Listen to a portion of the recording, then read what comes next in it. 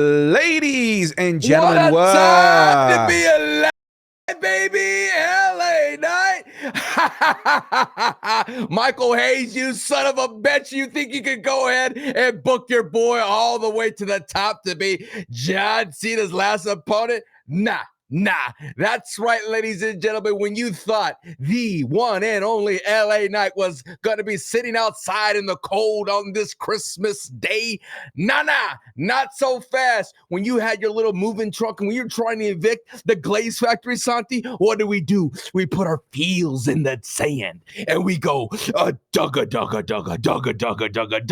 and we keep on pumping, brother. One hand pumping here, the other hand pumping here. We are double pumping all organic glaze.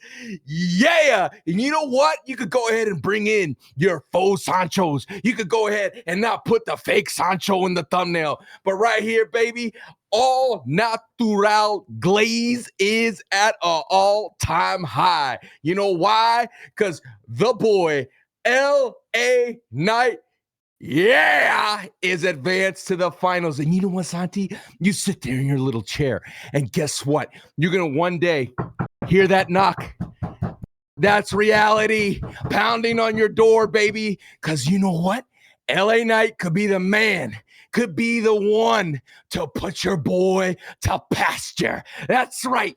To end the career of the one and only John Cena, it will be L.A. Knight. Yeah. You're gonna hate this. I forgot to hit record. I'm kidding. I got you good. I got you good. Here's the thing, Sancho. I'm celebrating with you. I know I'm not an employee of the Glaze Factory, but I like to look from the outside looking in, and I like to celebrate the wins of the Glaze Factory. Not necessarily being in your parade, but like you know, like Alfred at the end. Stocks. Yeah, I'm Alfred at the end of The Dark Knight, where I give you the head nod when we're in the cafe in Paris, and you're celebrating. You're glazing, and I just gave you the little head nod in acceptance, like I'm happy for you for your churning of the glaze. And then blackout. Oh, you think Bruce Wayne made it? You think that my man?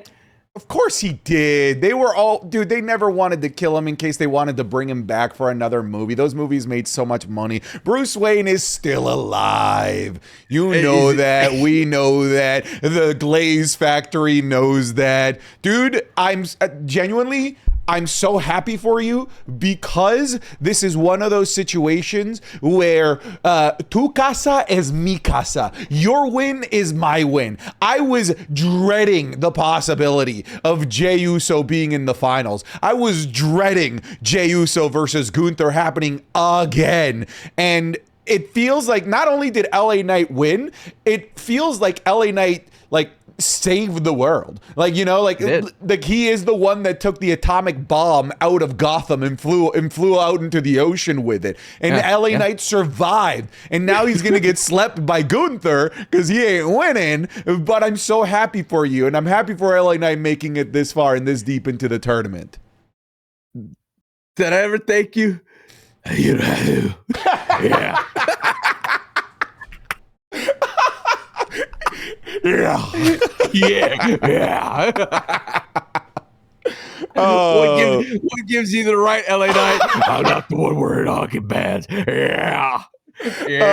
I'm not the one eating. That's Jey Uso sitting there with his hockey pad hands. What gives you the right? What gives you the right? Folks, welcome to the Wrestling is Cool podcast, coolest wrestling podcast on the planet. There's a good chance we lost like 80% of our viewers in the first 2 minutes of that Sancho celebration championship parade rant. But this is the coolest wrestling podcast on the planet that you can find over on patreon.com/SantiZab 3 days earlier than everywhere else on the planet. For just $5, you get the podcast 3 days early, the Raw reviews, the SmackDown reviews, the currently ongoing Ryback interview, the currently ongoing John Cena World Championship Series where we rank all John Cena World Championship wins and World Championship losses, and that's coming to an end here within the next 2 weeks as John Cena's retirement show is around the corner. So there is a ton of content over on the Patreon, of course, the match clubs as well, all for $5 $5 gets you not only in the door, but it gets you all of the content that we do. If you don't have $5, that's okay. You can watch the podcast on free feeds like YouTube, Spotify, and other audio platforms around the world for free on the Fridays. That's cool as well. But I'm telling you, the Patreon is worth it. And obviously, I might be like Triple H, where I'm telling you it's gonna be epic. It's gonna be landscape changing. But I mean it. I think the podcast and what we offer on the Patreon is worth it for the $5. But yeah, go check it out. Patreon.com/Santi Zap. Let's get to it, Sancho. There's a lot to talk about. I just came back from Survivor Series War Games. Yes. I want to, before we talk about like my experience. Wait. Come on, Santi. We got a lot of bad news. I'm afraid I got some bad news, Santi. But what's the For bad the news? ladies of the Wrestling is Cool podcast. Your boy is engaged, and you know what? I was waiting for you to post that on Twitter so I could post me with running in the cashing in the Money in the Bank. Don't invite me to your wedding, brother. I'm going to cash in on Sarah, and you're not going to get married to her. You're going to get married to me because you're never going to leave me, baby. Oh, you're cashing in on Sarah? That's right. It's going to be the biggest swerve ever. Zesty Pin Brothers for life. Oh, man. You You forcefully scissor pin me? Yes. And then I would basically take that cummerbund that you have. You know, I know you're gonna be a classic tuxedo man. You're gonna have that little cummerbund, and I'm gonna swing it around like Seth Rollins. You know. I'm sorry. I'm What gonna are those carry things you. called? Cummerbund. Cumber bun? Cummerbund. Yeah. I didn't know that's what those were called. Okay. Yeah. That's where they catch the crumbs while you're eating your decadent baguette.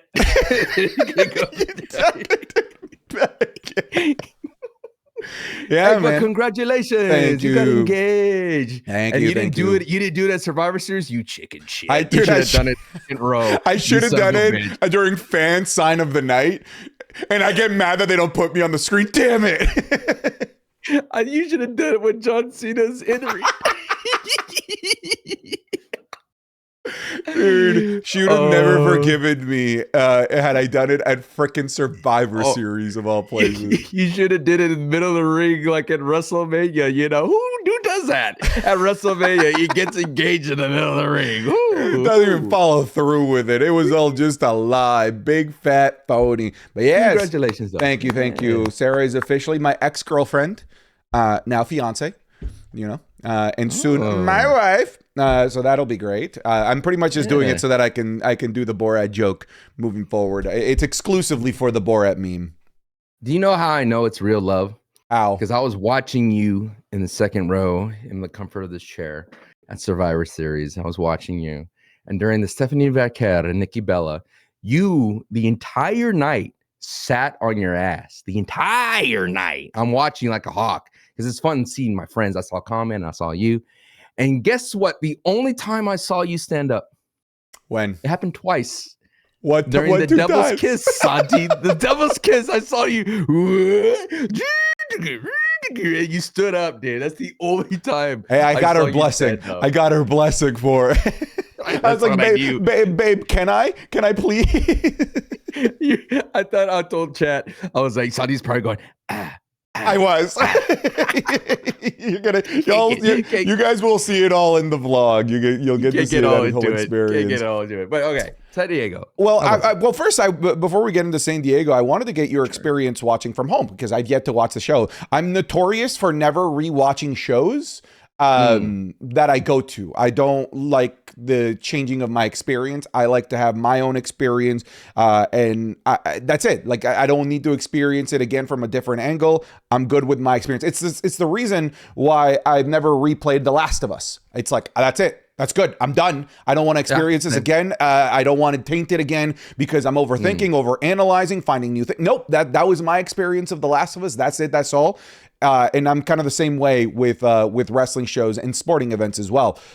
So What was it like, man? What was production like? Did you like it? Did you like the stage setup? I didn't get to see the entrances because of where I was.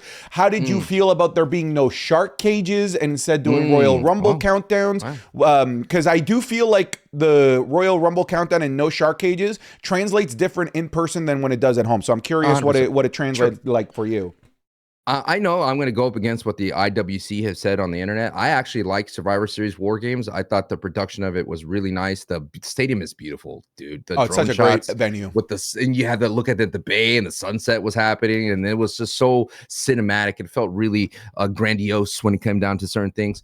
Just to answer your question, I know a lot of people, when it comes to stadium sounds and arena sounds, and then people get into it or not, I really don't judge the hype of a show based on how the crowd could be sometimes, because, it could be mic'd improperly.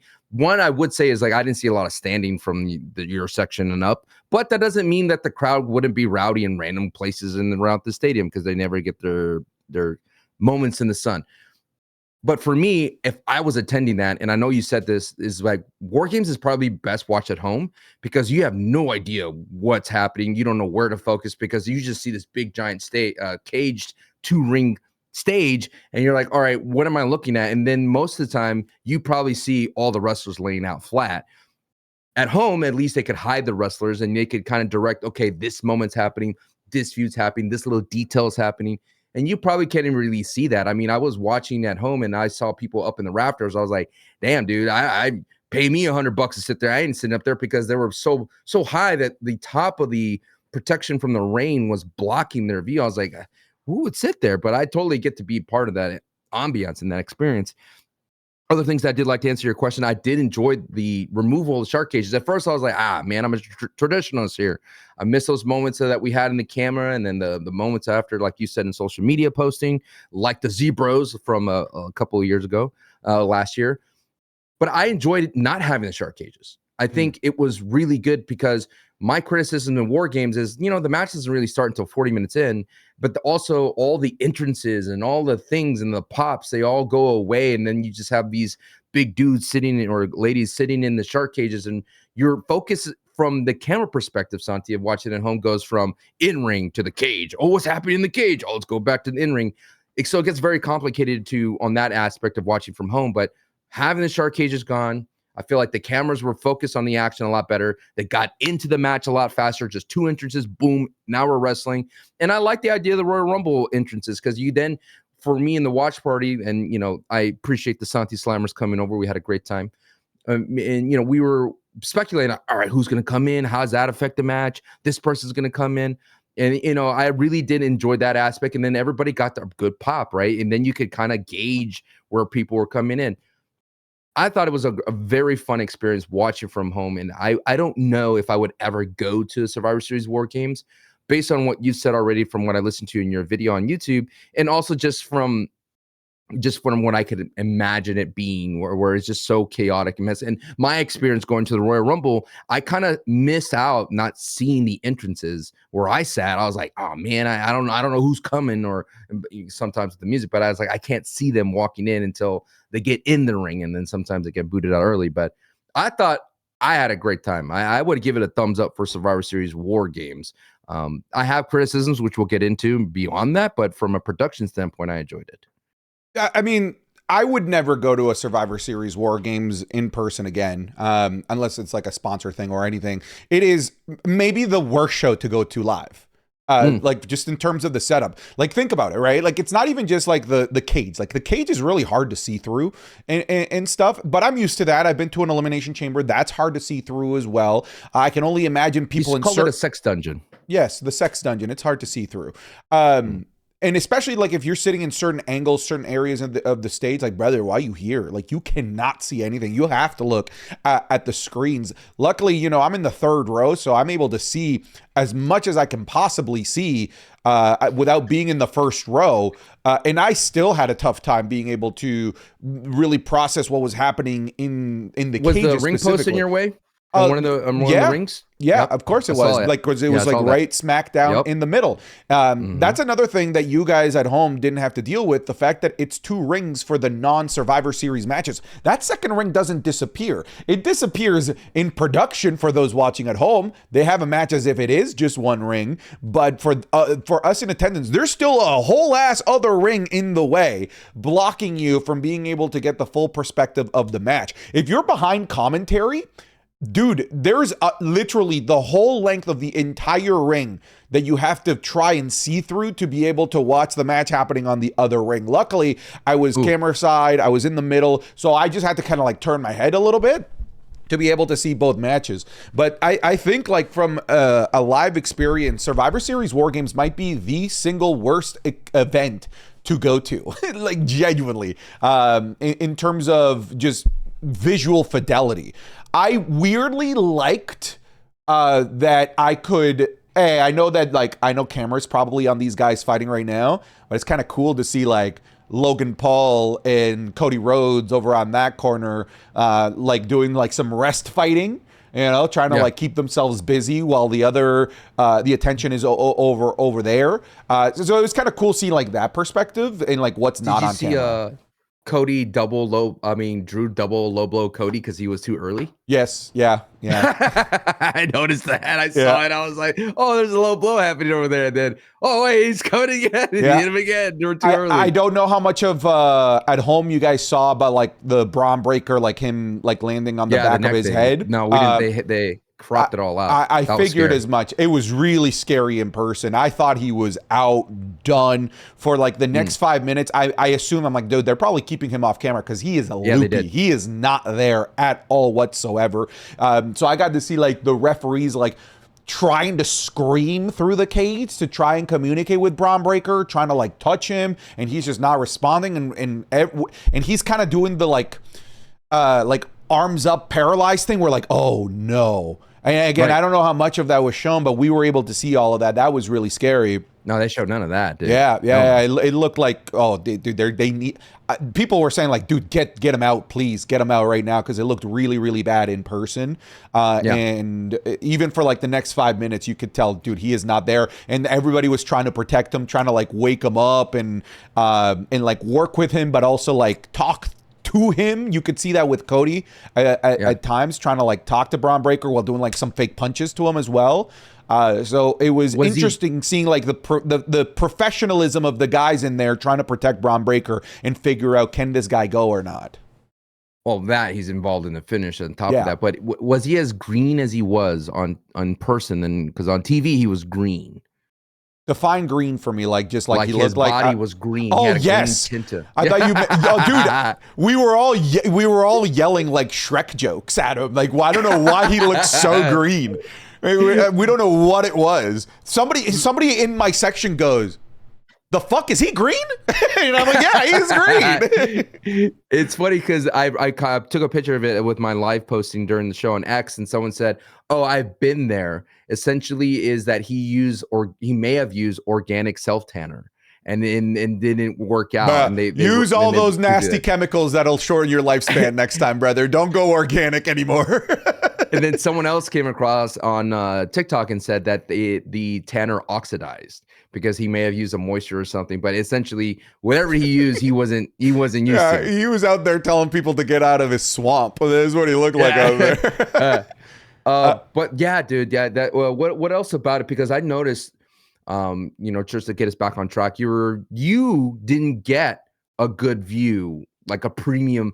If you paid three rows up, right, essentially third row, and you don't get a good viewing of John Cena and Dominic Mysterio, and then the good viewing you had, no knock against the ladies, is Stephanie Vaquer and Nikki Bella. It's like clearly you're gonna pick John Cena and Dominic, but you didn't get that. You don't know where. That's the thing. You don't know what ring is going to get what match.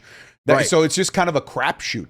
I was like pretty certain they were going to do Dom versus Cena by the commentary. Right. But then now think about it. Oh, well, like, all the returns and all the interferences, it made a lot more sense for it to be by the ramp. So you're kind of just at the mercy of like the lottery of like whatever the match choreography is going to be, unfortunately. But yeah, like this has to be the worst visual fidelity for a show to go in person. And I've been to plenty at this point. I've even been to a show with a Hell in a Cell, been to a show with an Elimination Chamber. I've never been to a Punjabi prison. I bet that's probably worse. But probably this was really bad. Like, it's hard to really be able to make out what's going on. And I'm third row, so I can only imagine. Here's the thing. I'm split on the shark cage. I actually think that it not being there and them doing Royal Rumble surprise entrance was actually better for the people in the stadium, because we can't see the cage anyway. We can't see the shark cage and the interactions that are going on. So we might as well. Yeah, so we might as well benefit from the surprise pop, right? And like we're doing like the countdown, people, we don't know who's coming out. I actually think that serves for a better experience watching in the stadium. However, I feel like the shark cages need to be there in the future. I miss them, mostly because dude, imagine Elimination Chamber without the pods. It'd be the same thing. Like you could do Elimination Chamber without the pod, but it's not the same. You lose you lose the identity of the match, if you ask me personally. I do feel like a big identity of War Games isn't just like dudes sitting in a cage. Isn't just dudes sitting in a cage, but it's like seeing them as a team, right? Because these guys in this match, they didn't feel like a team. It just felt like individuals going out together. And then eventually, once they're all out there, okay, now they're all on a team. But when you're in the cage, you see like their dynamic. You see like, oh, these guys don't like each other. That's going to be a problem in the match. You see like their urgency to get out there because it's their turn to go out, and there's a man disadvantage, so they need to run out there really quick. I feel like you lose a lot of what makes that match specifically unique, because without those moments in the shark cage, it just becomes a cage match with two rings. It's not War Games. That's how I feel, at least. I feel like it's really important for the dynamic of the team, or lack of dynamic of the team, to see them together. It kind of reminds me of a video game developer is like, can we just cut the cages and save some money? Yeah. They just come in. 2K going like, yes, we don't have to make shark cages this year. Yeah, I would have the cages return. I saw what the stage looked like. I don't know that you could fit them. Did you see like I don't know where you would have put them. Yeah, it was like a weird turn, and then the I mean, I love the open stadium was cool because they did those gas colored. Yeah, that was cool. The cool. Powder pyro. Yeah, the powder pyro was cool, and I love the vibe a bit. But again, the only small pushback I have about the shark cages thing is that, dude, that moment when Roman came out and he just put his finger in the air and just kept walking to the ring, and the pyro's going off behind him. I was like, damn, that had a lot. Could you not still do that? Like maybe hit their music once the cage opens? I don't know. It just looks so cool, dude. Like the feeling of knowing that, yeah, you don't. It's like, Roman's not there, but he's coming, right? Yeah. I get it. That anticipation. That's definitely the big plus of it. The big anticipation of the moment, but it just makes it a double ring cage match, not War Games. Come on, Rhea with the Art the Clown mask. Was that scary in person? It was. It actually really was. It translated really well. It's super well. Again, maybe it translated really well to me because I'm so close. I don't know how it translates to people back there. It might just look like, eating grapes. Dude, sitting there, someone feeding you grapes right there. Yeah, the high life. I recognize the privilege of my situation, and I recognize that my viewing experience was better than 99% of the people there. And even then, I can say with confidence it wasn't great, and that's a problem. That's a problem, now, dude. I heard of people that bought tickets that were completely view obstructed, barely a view of the ring. In some cases, no view of the ring, and the tickets did not say view obstructed. And they knew it was view obstructed because you know what they did? In those sections, they would put little TVs. So why was it not advertised as view obstructed if you're planning for it to clearly be view obstructed? Wait. Remember who did they do that with? Remember they had like a little TV for their retirement? That Or, was like, that was Cody Rhodes, where Triple H is like, have a look at the TV and it's like the Michael Scott little plasma TV. What are we gonna do? How about little TVs? Plasma TVs. Yeah, we gotta definitely leave a comment down below of how was your experience. It's interesting to hear from the people as well on Patreon. They talk about their experience. A lot of people said that the crowd wasn't into it. I know you talked about it on your video. What was your temperature check on the crowd? I thought it wasn't the hottest crowd I've ever been a part of. I thought that most of the shows I've been to were hotter crowds than that. So I'm not going to be one of those guys, you know, how so many people are like, what do you mean we were a good crowd? They just didn't mic us very well. You should have been there. It was deafening. I've been part of louder crowds. I've been part of crowds where like we're standing up the entire time because it's can't miss. This was very much like us yo-yoing. Stand up for the cool things. Sit down for most of the stuff. Stand up for the cool things. What was the cool thing, Santi?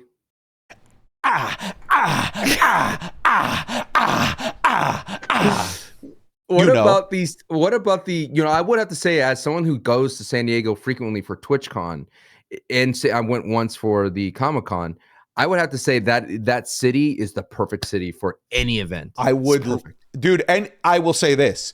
Any show they go to San Diego, any pay-per-view, I'm there. I adore that city. I think it's such an amazing city. It's such a great city for events in terms of like, you are kind of forced to be around your people because it's such a walkable city. The downtown is right beside the stadium. The downtown is right beside the convention hall, which is, by the way, where they did the Superstore. So all of it was just this cool. All of it was this like the melting pot.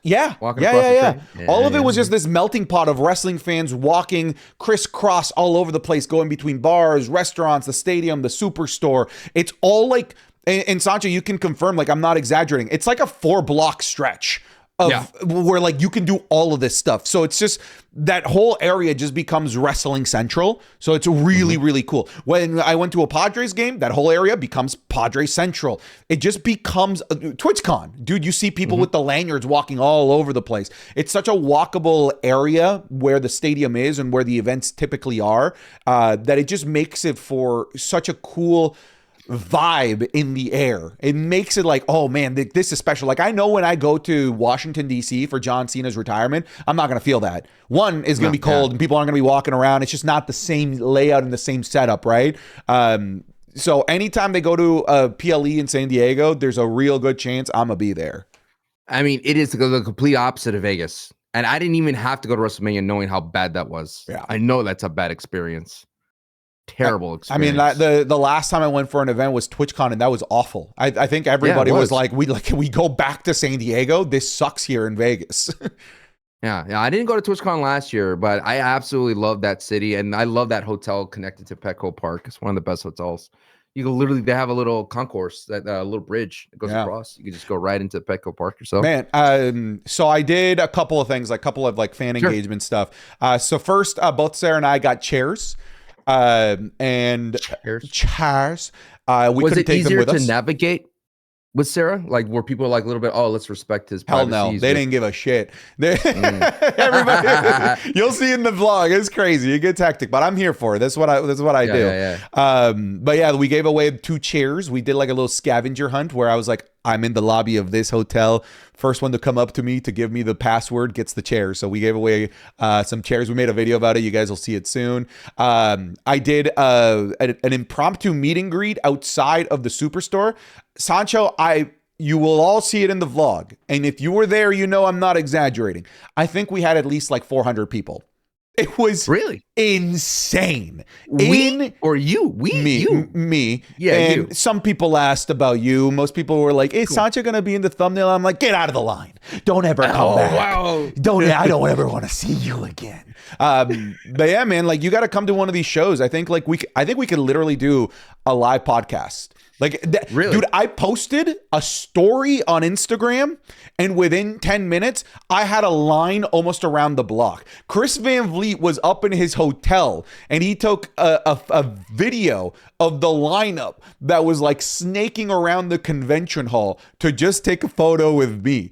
It was crazy. It was insane. Maybe we should. We should. We got to. It was like an hour and a half of me just standing there taking photos with people, just in and out, in and out, in and out. I got to the point where I'm like, guys, get your phones ready. We're just doing selfies because I got to do interviews. I got to make content. I can't just sit here for the next 2 hours taking photos. And we did some really cool fan engagement stuff. Yeah, man, like I'm telling you, like if we go to like a WrestleMania or dude, a Survivor Series, we could rent out a little hall in a hotel and do a live podcast. I think people would go crazy for it. I think we do is do like an Airbnb, like the WWE Legends House, and just live stream That'd be all cool. weekend. Oh, that'd be Yeah, cool. it'd be like Phase House Who. You know what I'm saying? That's true. Yeah, we could do that. And honestly, like I'd be like, yo, let's just go out of pocket. Let's not even charge anything. Come in and just watch us do a new heat order. Dude, it'd be so funny if we were to do the podcast and then we get to new heat order and people start leaving. Wait, this is part of the show. We know a bunch of you leave for new heat order. Stay, all right? This is the best part of this. It's the longest bit we have in this entire game. But that's cool, man. I appreciate you representing the wrestling is cool. You know what I mean? Representing me out there, glazing me, right? You just glaze me. I did, man. Oh, one question about the TV viewing experience. Yes. It felt, at least in person, man, I didn't time it. It felt like we had like 20 minutes in between matches. It was kind of silly. One of the problems that I've had in previous shows is I can't go to the bathroom. I can't go grab a drink. I can't go grab a snack because if I get up, I get swarmed for photos. A little bottle.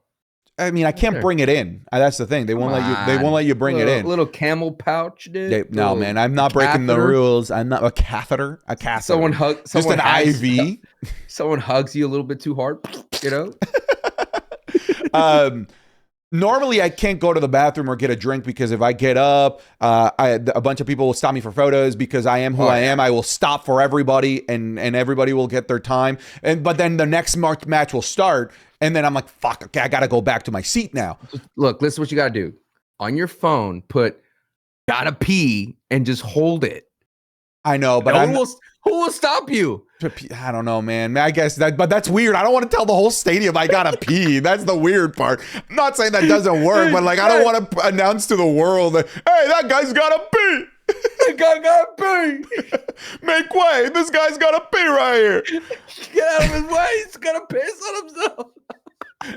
And people will take photos of that and it'll be on Twitter and it'll be on, no, I don't want that. I don't want that. I don't want that. You be the piss guy. Okay, but here's what happened at this show, all right? Sure. Right after the women's match, like maybe like a minute after the women's match ended, I got up to go pee. What happens? What a gentleman. Me and Sarah both go. I get stopped for photos exactly as I expected. It takes a while. People start to line up. Then I managed to like snake away and find a water stand, like where they were selling overpriced water. We buy water. Sarah goes to the bathroom. I wait for her. She finishes. I give her the drink so that then I can go to the bathroom. I take more photos on the way there. I come out of the bathroom. I come back and I take more photos. I take more photos. And guess what? I was able to make it back in time to my seat for the match with CM Punk, or like for CM Punk's entrance. I didn't clock it, but I think I was up and about for over 20 minutes. This show, with the amount of downtime that they had, I don't know what they were showing on the screen for you guys, but for us, it was not a heck of a whole lot of interesting stuff. They could have had an extra 2 matches in there. Somewhere in there, they easily could have added an extra 2 matches. I'm not against, if they have 5 matches on the card, okay, so be it. But like, use your time. But like, the amount of time in between matches was diabolical to say the least. What, Did Sancho? you say more matches? Mo matches. 4 is not enough for a PLE. You said you want more matches? Well. Santi, you have a middle name? Jose. Santiago Jose Cena, my man. Cena? Oh, well, brother. Welcome. Well, Welcome, here's as the they thing. say in the Judgment Day Clubhouse, to the other side.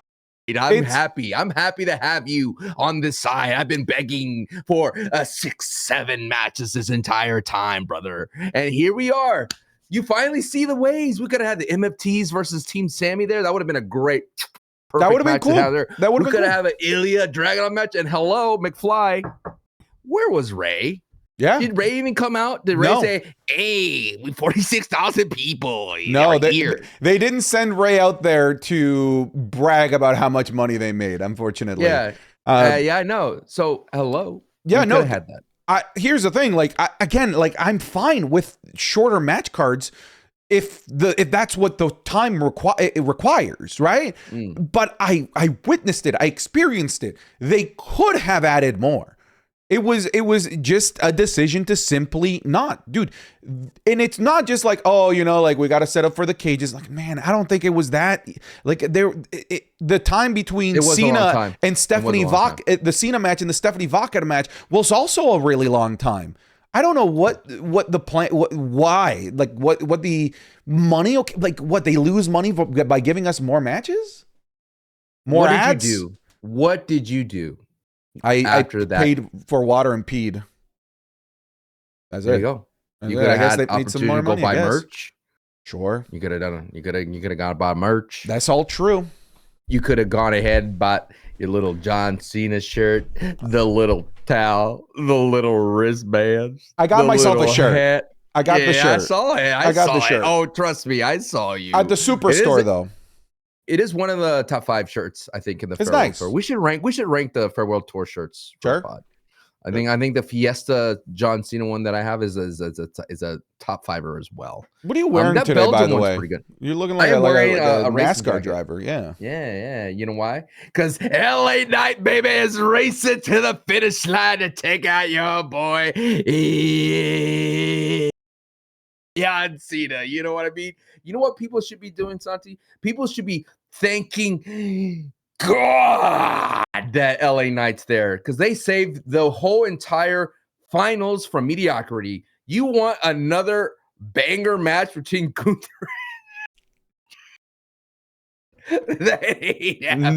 Dude, I would have died. I would have cried. You would have died. And especially considering that this band performed at War Games. But we'll get into the review real quick. I'm kind of anything you want to say about your little venture to San Diego? Any little stories that you haven't said yet? Any little anecdotes? Did you eat a big 18-inch kielbasa wiener? You know what I mean? The long way. Did you eat it? Did you do that? No, I didn't eat. Dude, I didn't have much time to eat. I did have some Taqueria Los Chuchis. That was pretty good. A pretty popular taco spot in San Diego. That was pretty good.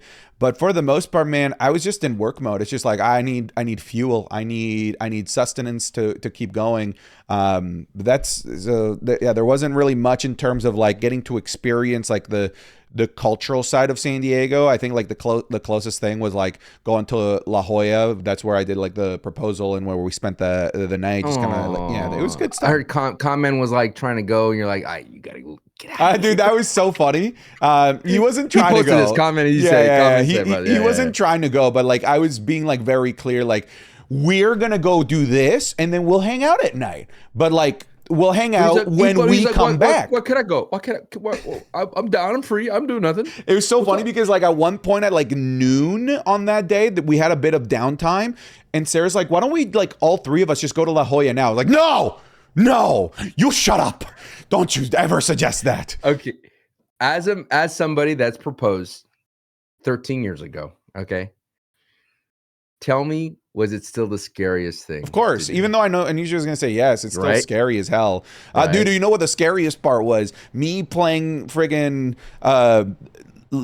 I don't know I don't know. I felt like I was Dumb? playing like no. I was playing like Burger King Sneak King, trying to hide the giant bulge Box? of the box in my pants. Like I kept trying to like maneuver around as we were walking so that she wouldn't see the very clear You cube. do wear shorts. You do wear Well, it wasn't shorts. I was wearing khakis that are smart. like Smart. No, it wasn't, because the khakis were like skin tight khakis. So this box yeah, is just 'cause you're a big protruding out of my side. So I'm just like maneuvering myself so she wouldn't see it, and I did manage to pull it off. She was genuinely shocked. You got to do the Arc Raiders secret pocket, bro. I've never played Arc Raiders. Well, Heard it's there's a good. little inventory slot called the secret pocket. Oh, that's the ass. There it is. Yeah, I think we all know what that But- is. I agree, though. It's like 99.9% sure that they're going to say yes, which Like, is a what do good they place know? where that's where like, but now there's that point with zero. You never know, dude. You never know. There's somebody could run in and cash in on you. You know what I mean? It's Sancho Pango. But yeah, congrats, man. I know because like I know it's been a long time coming. And when did you realize it was time? I mean, I've known for a long time. The only reason why I hadn't done it already is because we had a bunch of stuff come up like that was kind of out of nowhere, like being forced to buy a whole ass house. It would have happened a long time ago. Like we basically already are married. We live together, own a house, dog, 7 years. Like this doesn't really change a heck of a whole lot, but it also does at the same time. So did you like I have to do this before Cena retires? Yeah, that was definitely the driving factor, Sancho. You're right. I had to do it. I'm gonna retire. You're like, oh damn! Now the time is on. I can't let him retire without Santi being an engaged man. Yeah, he knows. I'm sure he's like, oh, I saw this. I saw the post, Santi. Now I can retire in peace, says Cena. yes, but yeah, man, that's cool. All right, dude. well, let's talk about Survivor Series. We can do a quick rundown here of the show. Women's War Games match. I'll take this one real quick. I thought it was fun, like from the action. I found it difficult to like care. That's the problem. I found it difficult to like care because there were no relationships built in the lead up to this. There was just nothing of cohesion or interesting relationships built within the teams themselves. Like the heels just sort of felt like they were just there out of convenience, and so did the baby faces. No friction drama. in between the No teams. sauce.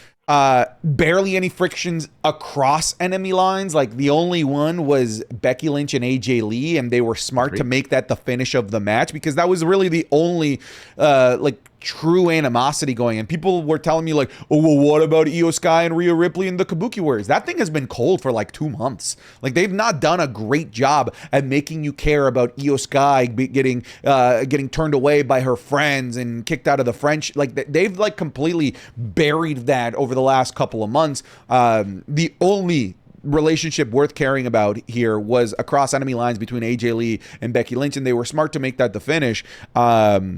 I felt like it was also devoid of like cool spots aside from the one Io Sky spot. I thought both matches were kind of devoid of like really cool, awesome spots as well.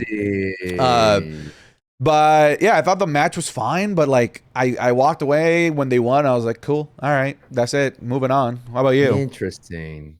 See, this is where I think the television experience was different because there was a couple of moments that you see like the details that make the match better. Like Kairi Sane was working so stiff this match, and you could see the impact of her moves on TV, like her chain little forearm, like it looked nasty, and then the insane elbow looked nasty. And I think there was a couple of moments that it felt better paced on television. And I compared to the previous War Games when I reviewed it on my YouTube channel. I enjoyed this one a lot more than that year because that year they brought in so much furniture. And it was, remember, like people would walk to the ring and it was like take forever because they couldn't find the tables and they're opening things. They couldn't find the table and they're looking for other stuff. And this one was paced a lot better.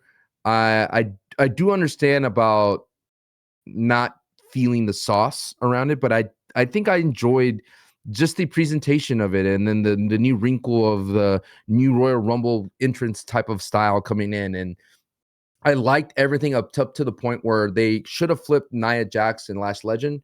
I think that was so unfair for Lash Legend to come in with the new song and then to be the last person and try to expect the pop. And that song was just so Awful. like, it's good to play in your car, probably. No, that's not that an song anthem. sucked. That song sucked. It was so like you want like ba ba da ba, and then it's just like boom boom boom boom boom boom boom. You're like, well, what are we doing here, man?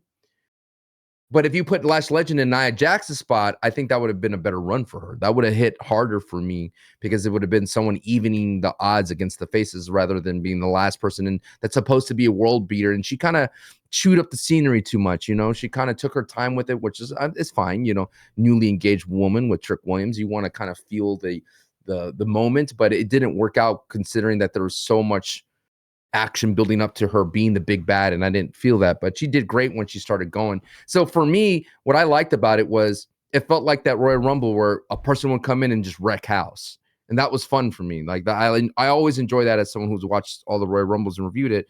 Let's see the person be at their optimal best at wrecking house and then unfolding it. And I also really did like that as soon as they all got in, the match was basically on the way home. Like there wasn't any long. It was like 4 minutes. It was like 4 minutes after the bell rung.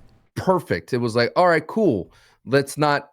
We've already sat in this for a long. In the hot, you know, when you sit in a hot tub way too long, you're like, you feeling like you're dehydrated. But I like that it didn't feel that way. It got out of it quickly as soon as it began. And I've always been that guy that says I don't like war games. I like the elimination 5v5, and the SmackDown Go Home proved how good it can be, right? That was really good. And even though you knew Sammy would be the last guy, no one expected Solo Sikoa to be the sole survivor, and it worked really well. And I like that in that Rey Fenix looked really great. And then in that as well, you had moments where, Sami Zayn looked really great as well. So those are the kinds of things that I feel that I, as home, like as someone that's viewing at the stadium, Santi, I think you would have benefited from the 5v5 elimination so much more because you would have been exactly seeing what's happening. But there is certain aspects we'll get from the men's side that I think worked out for them in the War Games. But for the ladies, I enjoyed it a lot better than last year. And the Swanton was amazing because it looked so crispy and clean. And like I mentioned, the previous times, you remember she was awkwardly climbing the cage with the rope, and it just took forever. And then she slid it in. You have people standing in the ring waiting. And this time they figured out a shortcut. And I like the idea of Becky Lynch being the Solo Sikoa of this match. Yeah, I thought the match was fine. I don't really care about it. Like the dust has settled on it. I'm like, okay, all right, we're moving on. I think it is interesting that the follow-up to this is maybe setting up like a women's tag team TLC match. I think it might be TLC. We've got 5 teams that were there to close Monday Night Raw. You had the 2 that were in the ring. You had Bayley, Lyra. You had Kabuki Warriors and Judgment Day. So you had 5 teams. And that, to me, once you get past 4, we're in TLC territory, right? Once you get past 4, we're in TLC territory. Was it, what do they call it, 6-pack? The 6-pack challenge. Yeah, we need one more. Probably Nia and Lash is probably. Oh my God! Wait a minute, Santi. They'd be firing that. They'd be firing that. That's a recipe for mwah. Imagine the winner of that tag team belts all of a sudden go up a couple notches, brother. Yeah. But here's the thing, though. Like, it still doesn't feel. Like, I look at the men's, at least the follow-up to that is like main event world championship stuff. The follow-up to this is like more women's tag team championship stuff, which is cool for the women's tag team championship scene.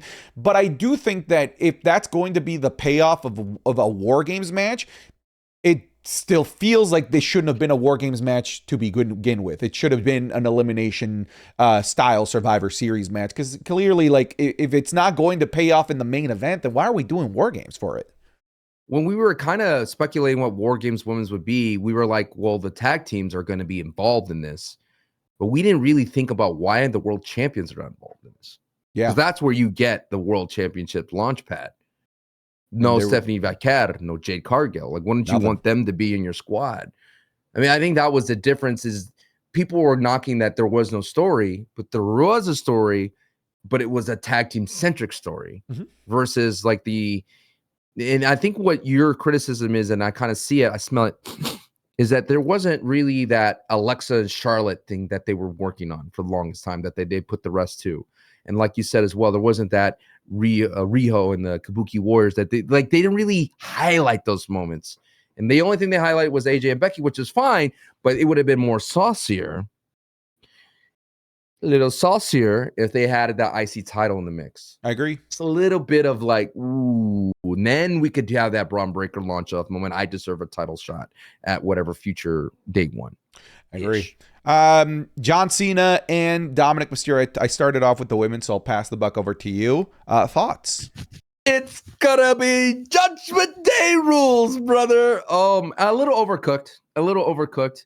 I knew Dom had to win this back. It's a great way for John Cena to cheat. And what I mean is, how can we put John Cena put somebody over and maybe possibly win his last match at the same time? This is a great way to do it. It is his last PLE match. So he could still move the goalpost for Dominic Mysterio heel and say, I'm the one that beat John Cena at his last PLE match ever. So that's a great thing for Dom. I think it puts Dom in that level where he could carry this legacy for 10 years. Like, that's how important this win was for Dominic Mysterio. Yes, there was shenanigans. I think this was amazing for Roxy and Raquel. Not enough people, Santi, are talking about that Raquel Rodriguez, Tejana bomb John Cena. And it looked crispy. Damn, dog. That's a big dude. So this is one of the things that I highlighted in the review. I was like, yeah, of course. Thank you. It was overbooked, sure, but it worked. Sure. Because I don't think the purpose of this was to put over Dom. I think the purpose of this was to put over the entirety of the Judgment Day. Because you had Raquel hitting a Tejana bomb. Roxy maybe hitting the hardest hitting Pops Rocks I've ever seen. And obviously helping put over the return of Liv Morgan by making it an even bigger deal. Because, yeah, she could return at any moment during an Intercontinental Championship match for Dominic Mysterio. But she got to return and take out John freaking Cena. This may not be what they're going for, but this felt like the spiritual I'm sorry for John Cena burying the Nexus. It felt like I buried the Nexus, so I'm going to put over the Judgment Day. Here you go. My last gift, putting over this faction that needs a little bit of extra shine, when normally I would have eaten you all alive. Normally I would have 1v5 all of you. Normally Roxanne Perez, AA through the table is exactly what would have happened. But this felt like the spiritual... Into the other ring. Yeah, this felt like the spiritual apology for the Nexus. And I don't know if it got that. I don't know that if maybe like Wade Barrett brought it up in commentary. Can't hear that. No, I didn't. But that's how you didn't. Okay. That's how I interpreted that. And that, again, that might not be what they went for, but that's how I interpreted it. Hey, dude, wrestling's like sometime a painting in a museum. That's your interpretation. You go, Do you hear my interpretation? Do you see it? I do. I feel it. I like it. It makes it a little bit more impactful. But that's what I mean. Like, you have to really say Roxy and Raquel deserve that spot. They've been having a phenomenal year. Yes. Phenomenal year. Yeah. And for them to be on the stage with John Cena, and that shows that John Cena sees that too. That was a very important. One more thing.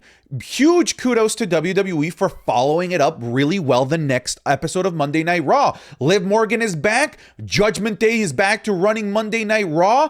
I'm going for the Women's World title.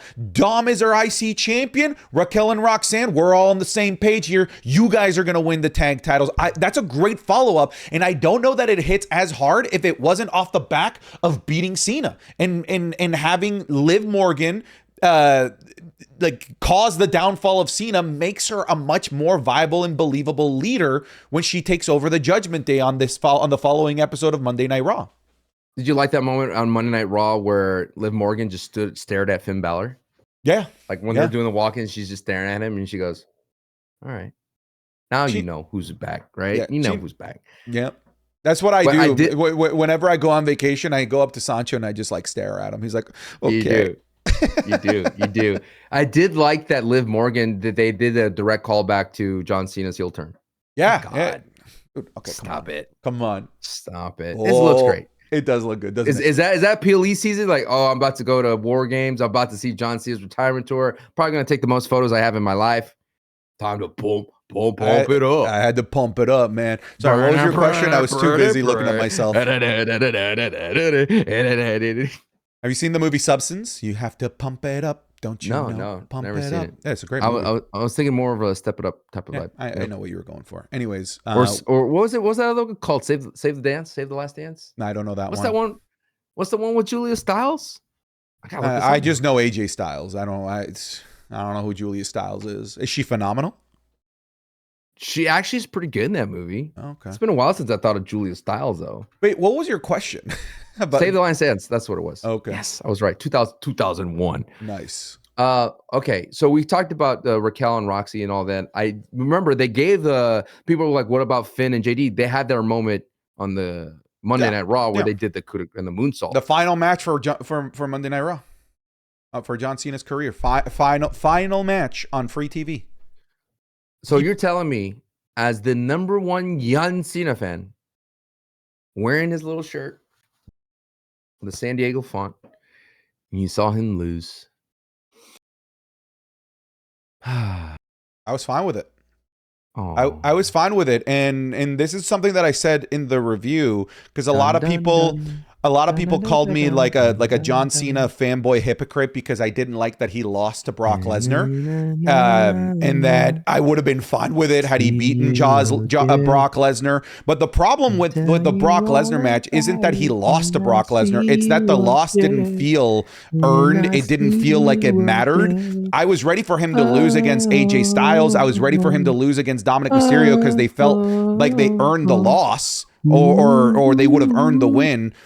So I was fine with Dominic winning here. I don't know if anything what I said was heard, but I heard it. Okay. I'm just giving you the backtracking because you're just coping. I'm not coping. I'm good with it. You're just coping because you guess what? What does this mean? I don't know. What does this mean? Like, are you acknowledging the tribal chief? No. One date left. Oh yeah, that's when I will. That's the real coping. That to me, because I'm gonna fucking cry. I already know. I'm gonna be bawling my eyes out. I'm gonna need to buy a John Cena body pillow of some sort. Don't put on those stupid glasses because LA Knight is not going to be in the final. Gunther is going to eat up LA Knight. Why though? Why would you? Okay, Santi, brother in Christ, my friend. Why would you want to see Gunther just chop your boy to death? I'll tell you why. I'll tell you why. Another CM Punk type of match where Gunther did the same thing. I'll tell you why. Because they, with Gunther's run to the tournament, they've clearly told this man a directive. They went full Terminator mode and programmed him with the AI of go out there and have unbelievable matches.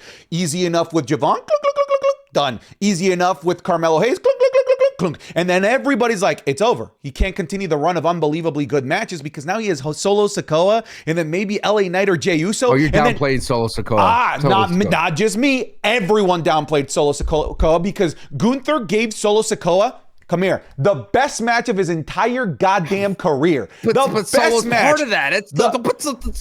Put some credit. Okay, why hasn't Solo had a match that good? It took being with Gunther. They don't trust Solo to put him in that position, and they gave Solo that position, brother. Why do you think they gave him that position? Because they want Gunther to look as good as possible going into that final to give John Cena the best match possible. Gunther will give John Cena one of the best, mark it here, we will give John Cena one of the best matches of his career, one of the best matches to send him off. And you know who can't do that? LA Knight.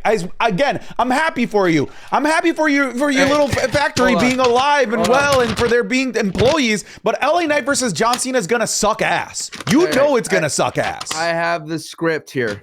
You read it. Of Gunther versus John Cena, December 13th. Chop, chop, chop, chop. Holding the hand, risk. Chop. John Cena on his knees. Chop, chop. Right? Lots of chops. And then John Cena is going to do his never back down, never what? Going to do that thing. And then he's going to super himself. Right? He's going to do all that. And then, Gunther's going to kick out. And then he's going to put him in his sleeper hole. You're going to see an old man get power bomb multiple times. I don't know why you think that that's going to be, if they're willing to give Solo. Because I saw it with CM Punk, dude. If they're willing to give Solo Sikoa a match like that, you don't think they're willing to give it to Cena? Dude, Cena is so much better than Solo. By the way, this is not a script. It's a picture of a sea otter my daughter drew me. Oh, nice. Yeah, there you go. It's pretty good, actually. Little guy, I know, right? Looks like a little bit like an Animal Crossing character. Yeah. For me, yes, I'm an LA Knight homer, right? Absolutely. I want the boy to cross the finish line. Maybe John Cena sees the struggle that I see that LA Knight has. This man has gone through everything in life. He's gone to commercials. He's been on photo shoots where he's, He's stock photos. Glass cleaner, right? Stock photo man, right? This man has gone through all the wrestling promotions. This man has gone to the oblivion of being Max Dupree, going back to the promised man of LA Knight. This man has been buried. This man has been shadowed in the darkness of the realms of the earth. No matter how successful and over he is, maybe this man just needs one opportunity, one shot. Mom spaghetti. Maybe this man needs mom spaghetti. Does Gunther need mom's spaghetti? Gunther has a spaghetti factory. Need mom's spaghetti? No. This man's a Michelin star restaurant. This man knows how to make spaghetti. No one is arguing with you when you say that Gunther doesn't need this. I think we all agree Gunther doesn't need this. But I think Gunther agrees this. I think everyone agrees with that statement, but it doesn't matter what we think. It's what clearly WWE wants. It's Gunther, brother. Get ready to learn the lyrics of Symphony Number 9 on E minor, brother, because that's what's about to happen. Because it's Gunther. Did you like when LA Knight came out to confront Gunther and the music was still playing in the background? Like it was Final Fantasy VII. Dude, it almost felt like they needed to put like an Elden Ring boss, like a health bar over Gunther. He's like, oh no, dude. I think LA Knight walked into the boss arena way too early. But okay, on the flip side though, I think they did a great job building up LA Knight here. I think regardless of LA Knight winning or losing in the finals, I think him being there screams a lot. Him beating Jey Uso was huge. That was big. That was one of those things. Go ahead. Listen, NBA analogy here. Okay, National Basketball Association for the people around the world, because we have a lot of fans around the world who don't watch the NBA. Basketball's a world sport. Basketball's a world sport. It's the second most popular sport on the planet. There may be that one person out there that does not know what basketball is. I'm explaining to them National Basketball Association. Gunther is the champion of the Western Conference. LA Knight is the champion of the bum-ass Eastern Conference, where the teams are way weaker. Okay. Way weaker. What Sante's saying is usually the West has a lot more all-stars and big markets and big money, things of that sort. And sometimes the East squeak on through. Okay, continue. And this is about as squeak on through as it gets. Brother, Matt Cardona.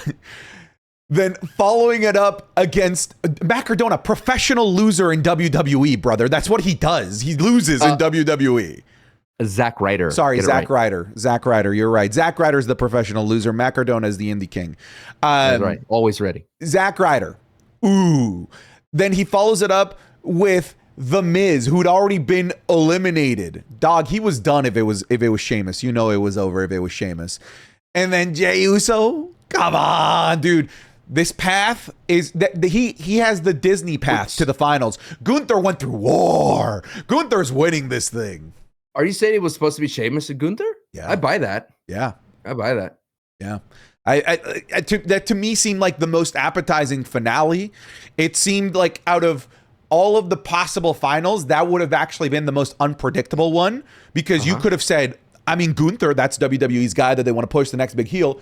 Or Sheamus, the guy that does banger after banger after banger, that actually has a long-running history with John Cena. I actually don't know who's going to win. But I do think the Sheamus injury obviously warped the path of where we're going, and LA Knight ended up getting the path of least resistance here. But I think it's over. I don't...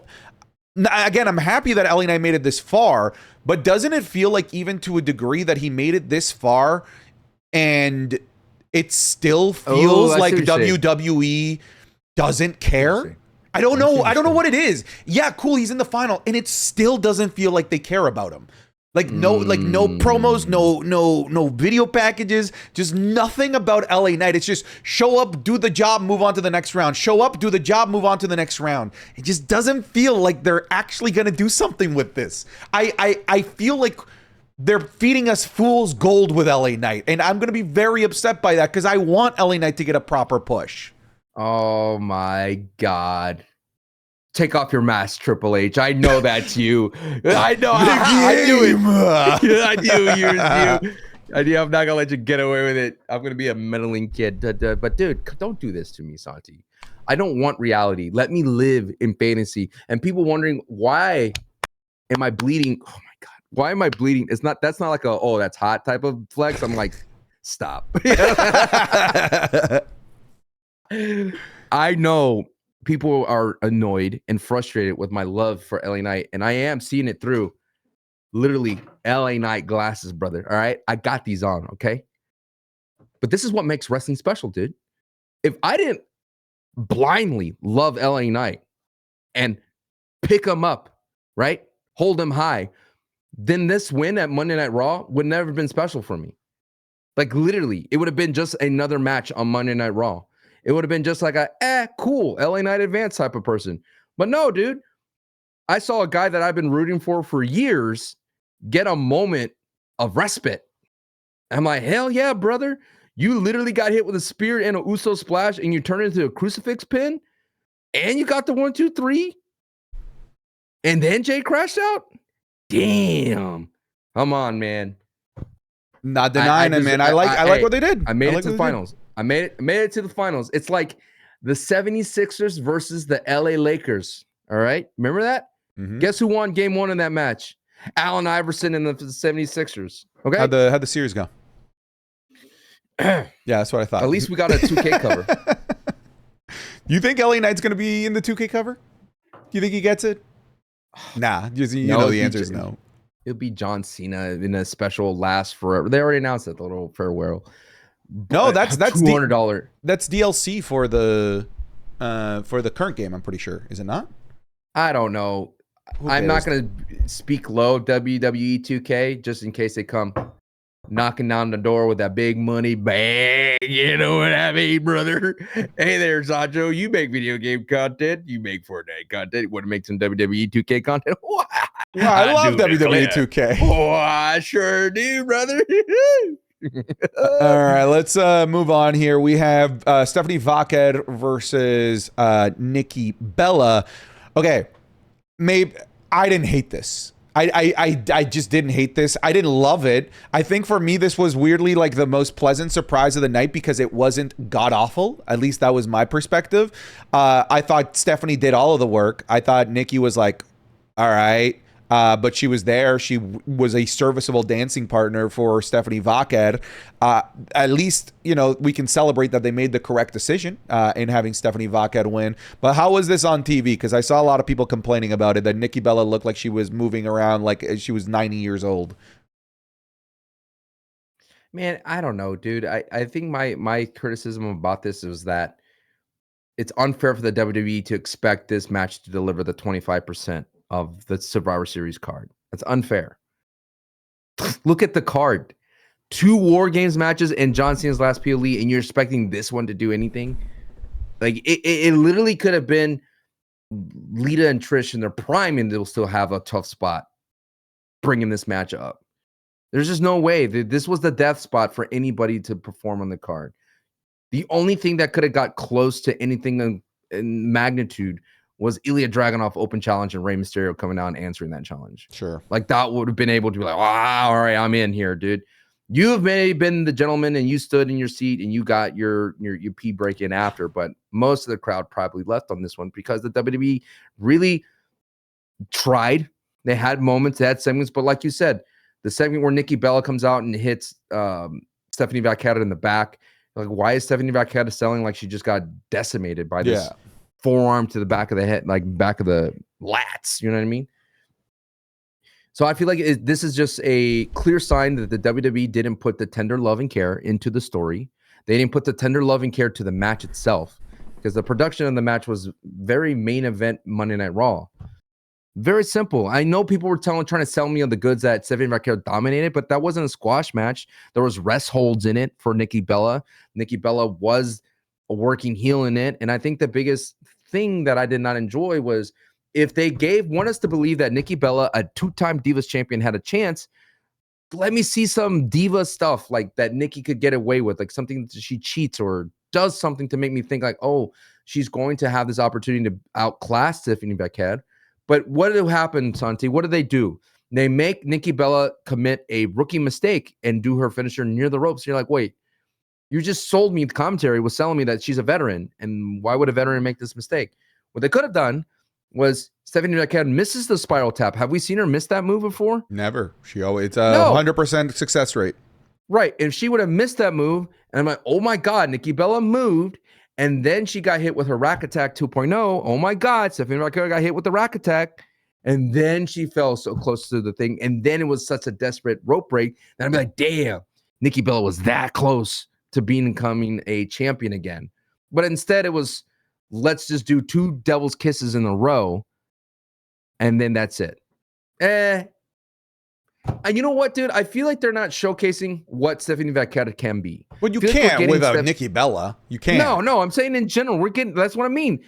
They're showcasing a Stephanie Vaquera light by giving us Nikki Bella. Like, I cannot wait for Liv Morgan. If Liv Morgan and Stephanie Vaquera cannot be that banger of a match that on paper it should be, then I'm going to start asking questions about Stephanie Vaquera in the WWE. Stephanie Vaquera out of the WWE, fantastic. Could move, could hit moves, looks crispy. But when you dilute wrestlers, and WWE does this because they want to protect their investment, when you dilute them and you get them to the lowest base form of what they do, sometimes it's not that great. A la Julia, a la Jeff Cobb. You turn this man into JC Mateo. You turn him into that. You turn the Gorillas of Destiny into their base form, and finally now they're building up from that. But I need this to be a lesson for WWE and fans of WWE and fans of other wrestlers from other promotions. You're going to get a diluted version of themselves, like a Rey Fenix, and you're going to have to hope they could survive that dilution, and then that they could build themselves up to something greater. Like Rey Fenix in that Go Home from SmackDown, ooh, we're getting into some really good stuff with Rey, right?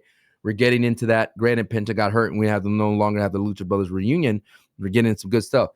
I'm hoping, Santi, that Stephanie Vaquera, with booking and match producing, could get back to what we know what she can do and what we were promised. I think Liv Morgan can do that. Yeah. I always felt like that they're kind of in a standstill with Stephanie Vaquera, and that's why I was kind of pumped. Okay, Women's War Game's over. Now all of these names should be free and available for feuds with Stephanie Vaquera. And then like, oh no, they're continuing the tag team stuff. That's why I was like thinking, God. That a Liv Morgan stepped up to a Stephanie Vaquera because I was getting nervous. Dude, how about their new kiss slapping and then a little kiss? Oh, when it happened at first I was like, she's turning, and then I was like, oh, Dom, I get it, I understand. I see. Yeah, you do. Why? Because you went to where'd you go? You flew across the world to where? To the Muscle land of the Girls rising sun. Bar. No, I went specifically to Muscle Girls Bar, and then I was like, okay, I'm already in Japan. I might as well experience the land of the rising sun. You had your suitcase still. Right from the plane. Right to Muscle Girls Bar. Dude, how much did that cost? How much yen, brother? Oh man, I don't remember because it was like yen. I don't remember. Sorry. It was like, oh, you paid. Oh, okay. Like, it was like an entry fee, and then like the entry fee was like unlimited alcohol. Yeah. And it's like a 90-minute like show. It's really not too expensive. I think it was like $50. Dude, I'm worried to have this on my search. How much is it? How much was Muscle Girls? I think it was like $50. Japan slap you in USD. Does it come up? $6 to $7. Oh, no. I think that sounds about right. Yeah, 1,000 yen, dude. Yeah, that sounds about right. You had to buy muscle coins. That's how they get you, dude. The old V-Buck trick. I kept a Muscle Girl dollar as a little souvenir. I do. It's upstairs. You want me to bring it? Yeah, sure. I could talk about something. All right, I'll be right back. All right, folks. Asante putting down his little earbuds and Squidward walking. He put his earbuds down. He couldn't hear me. I just want to thank everybody for the love and support during me taking over Patreon when Santi's away. Honestly, just to be like bare my soul a bit. It is very intimidating to be the person on Patreon that has the eyes on him for the PLE. Because, you know, Santi advertises most of his stuff on YouTube when it comes down to, hey, I'm going to be live on PLE doing a review. And to do 2 major PLEs, especially this one, Survivor Series San Diego, with John Cena's last PLE, very gracious Muscle for people. Girls V-Bucks. Okay. But thank you. Just want to say that. Anyway, I was saying something very impactful, but go ahead. It literally is just $1, but oh, too bad it's in reverse, but that is illegal. yeah, it says King Kyoshi Muscle Girls, and then it's some flexing in the middle instead of like a Benjamin Franklin. That's it, man. Why don't you propose there? Perfect. You're right. I should have. I should have done it, and then I should have gotten slapped, and then I should have gotten kicked. F5. F5. Dude, a couple of these girls could have probably F5'd me. It's good time. Did they offer a fireman's carry service? They offered a baby carry service, which I'm like, did you do it? No, because they charged more the more that you weighed, and I was like, I'm not gonna pay a premium simply because I'm a beefy man. Come on, man. When are you gonna do that ever again, dude? I think, like, truthfully, Santi, there's a primordial feeling that people miss when they get older. That's why we get cynical. That's why we get toxic, is that misfeeling of weightlessness. Imagine, dude, being held for the first time for the longest time, dude. Yeah, it's just not fair that because I am muscular and big and strong and handsome that I have to pay more. It was ridiculous. It's the principle, Sancho. It was the principle. All right, that's what it was. Yeah, you let that stick up your ass ruin an opportunity to feel like a baby again. Well, no, I got kicked up the ass, so I like the violence. Kicked, slapped, little ball taps. Yeah. Versus being held. Yes. Like a baby. Wow. I'll take the dog. Yes. I'll take the ball tap any day. Dude, anyways, do you think that Liv Morgan really she necked John Cena there, dude? That was a full on. I think you have to. I feel like you can't make those slaps. You can't do movie slaps. You know. Oh, I'm talking about the ball kick from the John ball Cena. Kick. Yeah, dude, that was like a boom. Yeah, that was the good old Tongaloa. They taught us how to do that in stage combat, Santi. Okay. To get kicked in the nads, what you got to do is you got to tilt your pelvis up. You got to tilt it a little bit up so that way they hit the taint. Oh, yeah, and you have to. You can't kick it with the flat foot. Hold on, you can't kick it with a flat foot. You gotta, not like that. Not the toe. You gotta flatten it out, and it's like a boom. The more you know.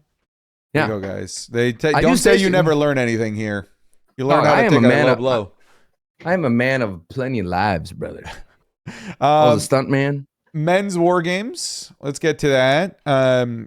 We kind of talked a little bit about it. I wanted to get your opinion here first. Go ahead. I think the Men's War Games, I think the star power carried it. Without it, you wouldn't feel that intensity. You wouldn't feel the density in the air when it comes down to all the excitement of just seeing CM Punk in War Games. And then Cody Rhodes coming out early added to it. But the entire match got a cut underneath it for me when Braun Breaker went down. Like that, the next 15 minutes, I was watching Braun Breaker every time he was on screen. Like, oh, is he okay? Was he okay? I think when the entire thing went over, I liked the revisiting on the CM Punk and Drew feud. That was cool. I enjoyed some of the moments like Logan Paul. I actually think no one's really talking about Logan Paul lately in a sense that he has throttled himself down because he's usually having to expect carrying like segments. And I think that puts a lot of eyeballs on him and a lot of criticism. And people go like, oh, he doesn't deserve this spot. But for some reason, him being officially now part of the vision, him throttling himself down has put him in a nice like pace where he could finally then pop and really accentuate, what he does best. Rather than it being like, oh, we hate him. He's bringing heat to the vision, getting boos where he's deserved to get boos, and he's much needed member of the vision for that reason. But when he pops up and does something, you're like, oh, okay, that was good. And I feel like in War Games, he didn't do anything crazy. He didn't do that crazy spot, the Io Sky spot, but instead he felt like a happy-go-lucky rookie in the field of veterans and Hall of Famers. And I thought he played that role really, really well of being surprised when he saved somebody, being happy that he saved somebody, enjoying his time in the ring. And for some reason, I think he's just going to grow so much more being a background character in part of the vision than being the dude as Logan Paul, the Maverick. And I don't know, dude. I thought he did a great job in War Games without doing that spectacular move that we were predicting. And did you see his ring gear? NWO. Oh, it was NWO vibes, I didn't notice that. It looks so clean, dude. He looks so clean. And I don't know, man. I have like something, I smell something with Logan Paul that I think like this whole entire engagement with Paul Heyman and the vision is going to work out for him. And then going into the rest of the match and going to the finish and how it all went out, I thought when Brock Lesnar came out and, you know, I had no problem with Jay eating. I thought that was a cool visual. It looked cool in the stadium with the drone shot. I know you did. I feel like people are so, they focus on the wrong things about Jey Uso in my mind, right? That yeeting and all that pompous and all that kind of vibe, that's surface level criticism of Jey Uso. There's things underneath the hood of Jey Uso that need to be addressed, but everyone's just stopping at that point. And when you hit Jey Uso for why are you eating mid-match, it's like, don't you understand that War Games is all about ebb and flows, about the faces are winning, the heels are winning, the faces are winning, the heels are winning. So when the faces are winning, why not stop and just have him do the thing that makes him fun, is the yeeting, right? And then what happens? Here comes the heel, boom. Brock Lesnar ruins the party. The ultimate party pooper is Brock Lesnar. And I'm like, damn, this is exciting. Here he comes, and the dude literally signature stored, F5 stored, 1A, F5 to the whole entire thing. Granted, he was messy as mess. And if he was a young green guy, like in terms of skill, he would have got receipts out the ass for everything that he was doing because he dropped Jey Uso on his head against the table and dropped CM Punk on his head. He was doing all these crazy things, but it's Brock. And then you build up to the moment of Roman Reigns, dude. Superman showing up. Awesome. I'm all about it, dude. Superman punch, F5 to the table. Amazing. And then when he gets the Logan Paul moment with the brass knucks, and then when Roman Reigns spears him, come on. Was that spear dope in person? It was. Dude, yeah, it was great on TV. Folded him. I agree with pretty much everything that you're saying here. I think for me, this match was almost entirely carried by the star power. And this is where having the Royal Rumble style entrance really works because it makes that star power feel more palpable for sure. So when it comes to losing the shark cage, I recognize the big positive that we got with this style of entrances because this match was heavily reliant on the star power. And with it being so reliant on the star power as opposed to story, we need to make our stars feel like as big as stars as humanly possible. And one of the ways to do that is by giving all of these stars their star moment, their entrance, their pyro, all of this stuff. Everybody got their moment to be a star. And in a match that's reliant on star power, I actually think it's a smart call. I don't think it's a smart call for the long-term health of War Games. I think it just happened to work here in this particular situation with the insane amount of star power that we had. But yeah, I kind of echo everything that you're saying. I thought from like the actual like action that was happening in there, it was a lot of fun. I really like Logan Paul's work. I like the callbacks to previous feuds, as you said, CM Punk and Drew McIntyre. Dude, the tsunamis. Did he jump? Did he jump with the tsunamis this time? Those tsunamis in person looked like the scariest thing I've ever seen in my life. They looked incredible. Of course, calling back to Roman Reigns and Brock Lesnar and their feud and making them kind of be the central focus point of the match there towards the end once Brock Lesnar came out. I enjoyed yeeting. I now get it. It is infectious in person. It did kind of feel like Jimmy was a little bit out of place when it came to like the star power that was in that match. Braun Breaker, prior to landing on his neck, looked fantastic. He was able to kind of like shake it off and then look great there towards the end. I will say this, and this is my biggest piece of criticism because I enjoyed the match. I weirdly think that from in-ring and star power, it was working towards being maybe the best men's War Games in the main roster. The competition isn't great. The men's War Games matches haven't been particularly amazing, but I think that this was on pace to be that. I hated the ending. I really hated this masked man for a couple of reasons. One, it felt like it diluted the moment of Braun Breaker. You know, Braun Breaker pinning and beating CM Punk, it stopped being a Braun Breaker did this moment. It became a Braun Breaker took advantage of a situation that was put in front of him moment. And I just At least he sold that. He sold that with the promo. Sure, he did. Yeah. But I don't think that that's the right move when your next step on Monday Night Raw is to make Braun Breaker the main event guy going after the World Heavyweight title. You're just less believable when you didn't actually beat CM Punk on your own. That's me. I didn't like that. Yeah. I also think, again, somebody that was there in person, but I think this applies to the people watching at home. When you have people in the arena paying as much money as they did, because those tickets were outrageously expensive, and then you have people at home in ESPN paying the most that they've ever paid for a WWE Premium Live event since the pay-per-view era, before the network, and with this being a Big Four PLE, I think it is diabolical, criminal to end one of those shows on a cliffhanger that you're not paying off. I don't think that that's the show to do the better tune in to Monday Night Raw, huh? No, these are the shows where you pay it off. These are the shows where you tell us why this ticket was worth as much as it was. These are the shows that you tell us why you have to tune into the final PLE of the year. And ending it on a cliffhanger like that, I think, is a really, really downer way to end this type of show of this type of magnitude. My theory, no pun intended, as to why they refuse to unmask the guy there is because I don't think it's a big name. I don't think it's a big name.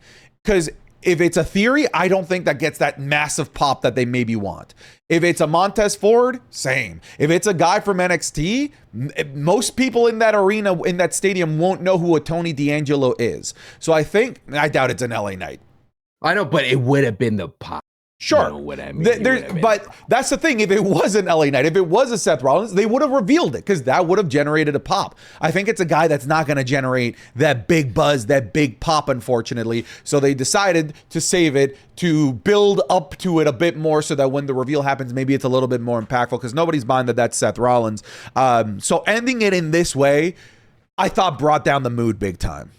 Oh, yeah. And TV, it felt the same way, too. We were like, and it was like an action movie that had a hard stop. And we were like, wait, we slammed the brakes so hard. And what's happening? Who's this masked man? Because it just felt so abrupt. And I think like the pacing was off in ring. Because like I mentioned, when Cody got low blowed twice, it was clearly as they were a little bit off with the synchronization. And maybe that person wasn't coming in. And then like it was weird because you had Logan save somebody from the GTS and then get GTS. And then Braun Breaker kind of breaks up the pin while the masked man is climbing into the ring. Yeah, as you were there in person, did you get a feeling? Their athleticism, pretty young. Yeah, they climbed that cage pretty quickly. They did, and they have a really nice ass. Go back and watch it. It's like, okay, that man. That's America's ass. That's America's ass. That man squats. So like in my mind, it's like, the names of like Theory comes to mind, obviously. Montez Ford, Carmelo Hayes, and Santos Escobar are the names that come to mind. What about Sami Zayn? My man Sami Zayn. I don't think Sami Zayn has that badonka dunk back there, man. But think about it though. He said it was his first time not beating, and he wishes his brothers well. Why would he cost him? Anyway, I'm just throwing out names. It could be anybody. But here is the tinfoil hat theory that I have. Tell me. Do you remember Across the Pond, another promotion? It's not really across the pond. It's more like across the coast. Down south, AEW had a good little story about the devil. Mm-hmm. Remember the devil? Mm-hmm. They had the little devil's mask, and then they had a lot of interactions with this devil, and the devil would do a lot of crazy things to MJF, right? And they had different devils because they had different statures, different silhouettes, the big muscular devil and little devil, or all these kind of things, right? And who was the devil at the end of the day that they revealed sitting down because of injury? Adam Cole, baby. Adam Cole, baby. What if the WWE is using a surrogate person to represent Seth Rollins? In a sense, because if you think about it, this is a very, again, tinfoil hat, all right? Don't roast me too hard. The dude was dressed in all black like Noob Saibot, right? All black. Literally had face paint to black and white contacts. So it's like a shadow, basically. So you think this is just This is the embodiment of Seth Rollins, and then once Seth Rollins is healed, it will be revealed to be Seth Rollins, and it's just a body double in the meantime. Is that what you're getting at? That works. But then the problem is that then they're going to be dragging this out for a long time. Long time. But they do that storyline. That Devil storyline got dragged out a long time because of Adam Cole's injury, and then they finally said, we just need to, at this point, get Adam Cole out there. It's possible. I could see that being the case. I think that would disappoint a lot of people. Because who would want to steal Braun Breaker's moment as well? I'd be Seth Rollins. And who would be able to screw over CM Punk? Seth Rollins. It's the old two birds with one stone, brother. But it'd be too pro wrestling, too Southern pro wrestling, brother. Too old school 70s type of wrestling where, you know, one day it's in the paper, it's been revealed that it's Seth Rollins, and you're like, oh my God, that was Seth Rollins the whole time. And you had no videos, you had like a picture maybe for evidence, you had no HD, you know what I mean? You had no way to go back in time and be like, debunk it, like that's no way that's Seth Rollins. But they were like, remember on Monday Night Raw, they were talking about how like Seth Rollins was being seen without the sling. So they might be setting up for that. You see, and they had pictures of Seth Rollins out and about wearing all black too.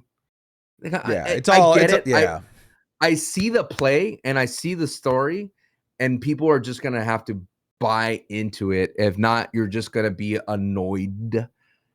But you have every right to be annoyed. Granted, I mean, because you've been pining for an Austin Theory, right? Been pining for Montez Ford. But if you just look at and for me, with the tinfoil hat on, you look at the entire picture, like the painting, you go, there's no room for another character in this painting. There's just not. And he did Seth Rollins' move. Like, to what? Frame Seth Rollins? I don't know. I don't know. Yeah, I have no idea where they're going with this. I just want you to say Santi was right. Sancho was right. Santi, I love the Freudian slip. Santi was right, came out of you because you know I'm always right. It's usually sexual, but I hate that it's you. It's Santi-hexual. Sansexual. Yes. What? Sansexual? Sansuax. No, we're moving on. Sensual. Sensual. La pasión. Yeah, I thought it was overall. I thought Survivor Series was fine. If I paid what I paid and I got those matches and those four matches, walking out of the stadium, how did you feel it when people were walking around? When you were leaving. Yeah, I wanted to go, so I was just like, walking photo, let's go. I'm not stopping. But like the buzz. Like, how did you feel like? There was none. I didn't think there was a buzz about the show because that masked man ending made it feel so flat. And there was also, for those in attendance, we had no idea what was going on between Cody Rhodes, Roman Reigns, and CM Punk. We could kind of like make out and like, okay, I guess CM Punk and Roman are cool, but like Cody and Roman aren't cool, but we don't know. It's just, this isn't designed for us. This is designed for the people at home. So we had no idea like what they were saying or what the conversation was about. Before we move on, I saw Zootopia too, and the Zebros were awesome. Yeah, were they great characters? Awesome. Very surface level, but every time they came up, I popped. I was like, hell yeah. And then when the names came up in the credits, I was like, that's us. That's our people. And then my kids and I say Zebros now. Nice. We're just like, yeah. Zebros. What you missed was Roman Reigns picked up CM Punk, of course, and then he was about to pick up Cody, and Cody got up, and Cody's acting like, oh, I don't need you. And I like that there was a story being told that's like simmering, was that Cody Rhodes is creating a lot of enemies. Like he hit CM Punk, which made no sense because you're like, dog, you're coming into a match where there's two heels already out there, and you just took them out, and you're staring right at them, and you hit CM Punk. And so the thing is like Roman looks at Roman, who's in between. I don't know if you caught this, and someone forgive me. I don't know, maybe on your Reddit somewhere, they caught that Roman Reigns was in the middle between two rings. And one side was his family of the Usos, and the other side was CM Punk and Cody, and he was in between both of them. I thought that was a nice little symmetry call out. And then he told Cody, like, I don't want to be on your team anymore. It's done. And then Cody goes, I got you. And that was it. I think what really hurts this Survivor Series War Games, just to put a finally pin on this entire segment, is that we have high expectations for Survivor Series. And because of CM Punk's return, the expectations are astronomical with the addition to the rumors of Chris Jericho. Like that right there, you saw the credits roll at home. You saw the copyright thing. You're waiting for what if you're waiting for that. You're waiting for. I had my God, camera here comes out. Jericho. I had my camera Yeah, out. I'm I like, know you did. I had it. I'm like, is this gonna end with a big on this? Not on this day, You know guys, what you- clearly, you- but you- Chris Jericho you at could have least. done. Have the camera out, show them, and then like go. Oh, like someone came out, but like you in post playing Judas, as if he did came out. That post out, that would have been crazy. That would have been insane. Like, yeah, this is when the camera's cut out. What have I become? Yeah, you and then come back to your husband. Honestly, I probably would have been like to the people in my section, yo, can you guys like pretend and like let's all go crazy? Yeah, that would have been diabolical. That would have gotten me so much heat with the community. But I would have been down. You'd be like Logan Paul coming out to John Cena, dude. That'd be you. Oh, nice. You're just a heel. That. I'm just a heel. That's just what I be doing. We can move on and talk about like the Last Time Is Now tournament. I feel like that's kind of like the biggest thing here. We've already talked about LA Knight, of course. LA Knight winning is huge for you. Glaze Factory's still alive. Glaze Factory's still kicking. Even if he loses here, I think Glaze Factory is back to life. It's back to life. It's gotten it got a government stimulus check to keep the doors open for a little while. It got the Keith Lee effect. You know what I'm saying? He came by, you know. That's it. That's true. That's it. I like that. He rated 1 through 10 and he gave us a 9. Funny that there is a wrestling Keith Lee too, which is hilarious to think about. Hey. But then we also have Gunther beating Solo Sikoa in what we've agreed is a fantastic match. You worked the thumb, dude. Work the thumb, dude. Pull it on the thumb. I don't think it's worth talking about like who's gonna win. I think it's gonna be Gunther. We've already basically beat that to death. But I want to get your opinions on what you think the show is going to look like, because we're less than 2 weeks out from this show now. And on this episode of Monday Night Raw, there wasn't a single NXT like, oh, I'm here and I'm here to challenge you at the John Cena retirement show. There was none of that, right? And we were told that this show will be NXT versus main roster people. Are we thinking that these are going to be like all open challenges or all just matches just like announced like, hey, this is the match that's going to happen and there's going to be no build, which I think is fine with no build because the only thing people are going to care about on that night is John Cena's retirement. But I'm kind of curious how they're going to set up the rest of the show and how they're going to organize it. Because at the end of the day, this is a Saturday night's main event, not a pay-per-view. So it's probably only going to be 2 hours long, which means probably only 3-4 matches. John Cena's retirement, like post-match angle, would probably go on for a long time as well. And there's a little 2-minute speech getting cut off like Goldberg. Yeah, that ain't gonna happen. No way. Because it's not even on TV. It's on Peacock and on YouTube. I gotta watch my Wicked, brother. You gotta watch your Wicked, brother? What do you mean? Gotta watch my Wicked, brother, on Peacock. Are you getting offered breakfast here? I am, yes. You look like a dog. My wonderful fiance. Sancho says I look like a dog. What do you mean I look like a dog? Like I'm being fed? You're like, You can't see your lower half, Santi. Dog. Speaking of dog, Santi has his wiener out. I do have my wiener out. For the audio listeners, it is a thick wiener with a nice little, like, just enough hair to give it enough attitude. You know what I'm saying? Yeah, I hear you. Not a fully bald wiener. Yeah. You got a little man in there. Yeah, I respect that. Sweet boy. I won't be eating until after the pod since we're kind of. What is it? What is it? It is a breakfast burrito and a parfait. Take a bite it. No, man, at least eat it while it's warm. I actually like lukewarm, colder food. That's how I operate. I don't like scalding hot food. Put it encased. Keep it encased in the burrito. Actually, I never thought of that. You know what I mean? It's its own little. Now you got it. Take a bite. Come on, take a bite. Take a bite. Come on, take a bite. Take a bite. Why do you stick your tongue out before you bite a burrito? Who does that? I can get the full taste of it. Who does that? You know what's a trippy feeling? You can look at something and know what it would feel like on your tongue without ever licking it. Think about that. What do you mean? Like my beard hair? No. Okay, so like look at something in your room. Okay, I got a banana. Okay, I bet without licking it, you know what it feels like to lick it. You just know the texture, you know the feeling, you know what it would feel like on your tongue. Yeah, I know the smell. Yeah. Yeah. Know the smell. Like if you were to I'm sure you've probably never licked your carpet, right? But I bet you know what it feels like to lick your carpet. You can I think that because I've probably licked the carpet before. Well, that's why have you licked the carpet? Oh, Santi. Oh, sweet boy. Oh, it's one of those carpets. No, what's wrong with you? I'm talking about a real carpet. Oh, are you? Am I? I'm gonna put my food to the side. Yeah, because you can't focus. Dude, is that a bucket of yogurt parfait? Jesus. It's a bowl. It's a bowl of a yogurt parfait. Good Lord, it's like a chum bucket there, dude. Look, but to answer your question, yes, I think they're going to do what they normally do, just have the GMs meet together, and they're going to just announce the matches a week prior. You have to remember NXT deadline still happening this week. They're going to have to wrap that up, and then they can move on to John Cena. I want it to be as formal as possible, so it could just be about graps, brother. Like, keep it about graps. If you're going to make something happen afterwards, let it be from like a potential call-up, like a Javon Evans or Sol Ruca. Like, let it be that whatever happens in the Los Angeles is now tournament, it leads to their call-up at the main roster.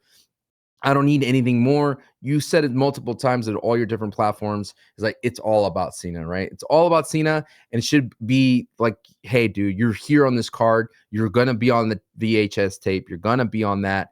So let's just put the best of the best wrestling out there, and let's just see what happens, and let the night be magical. Let it be a celebration, because it should be an embodiment of what John Cena's career has been. And this was the entire retirement thing has been. All the packaging is about opportunity. It's all about hustle. It's all about believing in yourself, taking a chance on yourself, understanding that when life wants to make you somebody, you could say, no, that's not who I am. And then going out and being successful as who you are. That's all those interviews are talking about. And that's what the NXT WWE thing should embody as well. Just keep it so simple. I don't need it to be like, well, your wife's more successful type of thing. Can we stop that trope as well? Like, Braun Breaker, you had a banger promo. Let's just keep it about the graps, and I think you'll do well. Yeah, no, I'm totally with you. I think if they just keep all of the undercard stuff about the graps, and then the John Cena match about the John Cena retirement, I think this will be a successful show. This in theory should be the easiest booking that has ever come to mind, right? Just try and make the coolest matchups available to showcase the future, and let that kind of carry the in-ring stuff, and let John Cena and Gunther, let's just call it, it's going to be Gunther, let them tell the story of why people paid to be there in the first place. Because I believe that the John Cena like post-match stuff, I bet you that goes on for like 25 minutes. I bet you it's going to be like a Ric Flair style, like everybody comes out, they start, clapping for him. Some of the big names get to make their own entrance to come out and hug Cena. We probably get like Randy, CM Punk, Cody Rhodes come out there. Maybe we get crazy and like Chris Jericho comes out for that to say goodbye to Cena. In my fantasy, I have Edge coming out to say goodbye to Cena. Like, that's an agreement that they have. Okay, we didn't come into an agreement for a match, but an agreement to allow Edge to come out as Edge to say goodbye to Cena would be pretty cool. I think that stuff is going to go on for like half an hour. What? Like a Force Ghost? Oh my! he's in the Jedi robe too. Here is the card for that Ric Flair retirement match. They had a bunkhouse battle royal, Laredo Kid versus Bandito versus Taurus versus Rey Fenix in a fatal four-way, Clark Connors versus Ren Narita, the Briscoe brothers versus the Von Erichs, Killer Cross versus Davey Boy Smith Jr., the Wolves versus the Motor City Machine Guns, Impact Knockouts champion Jordan Grace versus Deonna Purrazzo and Rachel Ellering, yeah. Impact World Championship match, Josh Alexander versus Jacob Fatu, which we saw was ass. Yeah, it was not good. That's the famous the DDP moment. Yeah. Yeah. And then you had Ric Flair and Andrade El Idolo, which was his son-in-law at the time, versus Jeff Jarrett and Jay Lethal. So just to show you, considering that has really never been done before, except in that aspect, right? You're talking about Mount Rushmore, Ric Flair, for some, retiring, and that's the kind of card you had. There's some good young talent in there. They had literally the Von Erichs in there, right? Those are young guys right there going against the Briscoe brothers. And you got to just mix of some really cool variety of matches in terms of different promotions. You had some luchadors, so I would love some little lucha in there, right? I think Dragon Lee, I know Dragon Lee has doing good work, but it'd be speak volumes if he was on the card. If they had an AJ Dragon Lee versus an NXT, sure, that'd be cool. That'd be cool too. Yeah, put him up against like Javon and Leon or the fellas from Dark State. That'd be cool too. Yeah, that'd be cool. That'd be cool. And it's an easy way to get an AJ Styles, somebody with a tremendous amount of history with John Cena on the card. Yeah, it's. I feel like this feels like we're trying to like create a seating arrangement for a wedding. You're like, oh man, I forgot to invite great aunt whatever the hell, but she's got to come to this, right? Like, Am I invited? I think you were invited. I'd invite you, yeah. If you wait, you think? I think so. I think we might put you in like the back locker room. Who am I sitting with? Who am I sitting with? Dude, I'm gonna make you sit. Dude, it'd be hilarious if I just by yourself. You don't. I thought you were gonna put me with Steve. I would have been lovely hanging out with Steve. That would have been a good time. Yeah. Yeah, we'll see. Steve, put me with Conman, Malcolm. You gonna invite all of us? You think I'm inviting the entire internet wrestling community? What is? Why not? We could afford to fly to Toronto. What you don't want to invite? You got to have a little drama in your wedding. It wouldn't be a wedding without a little bit of weird drama. What invite kind of drama? We'll create the drama. We'll create drama for you. Easy. We'll react to you getting married. Ah! He said, yeah, we'll do it. All right, okay. And then after you kiss Sarah, I go, wait a minute, everybody.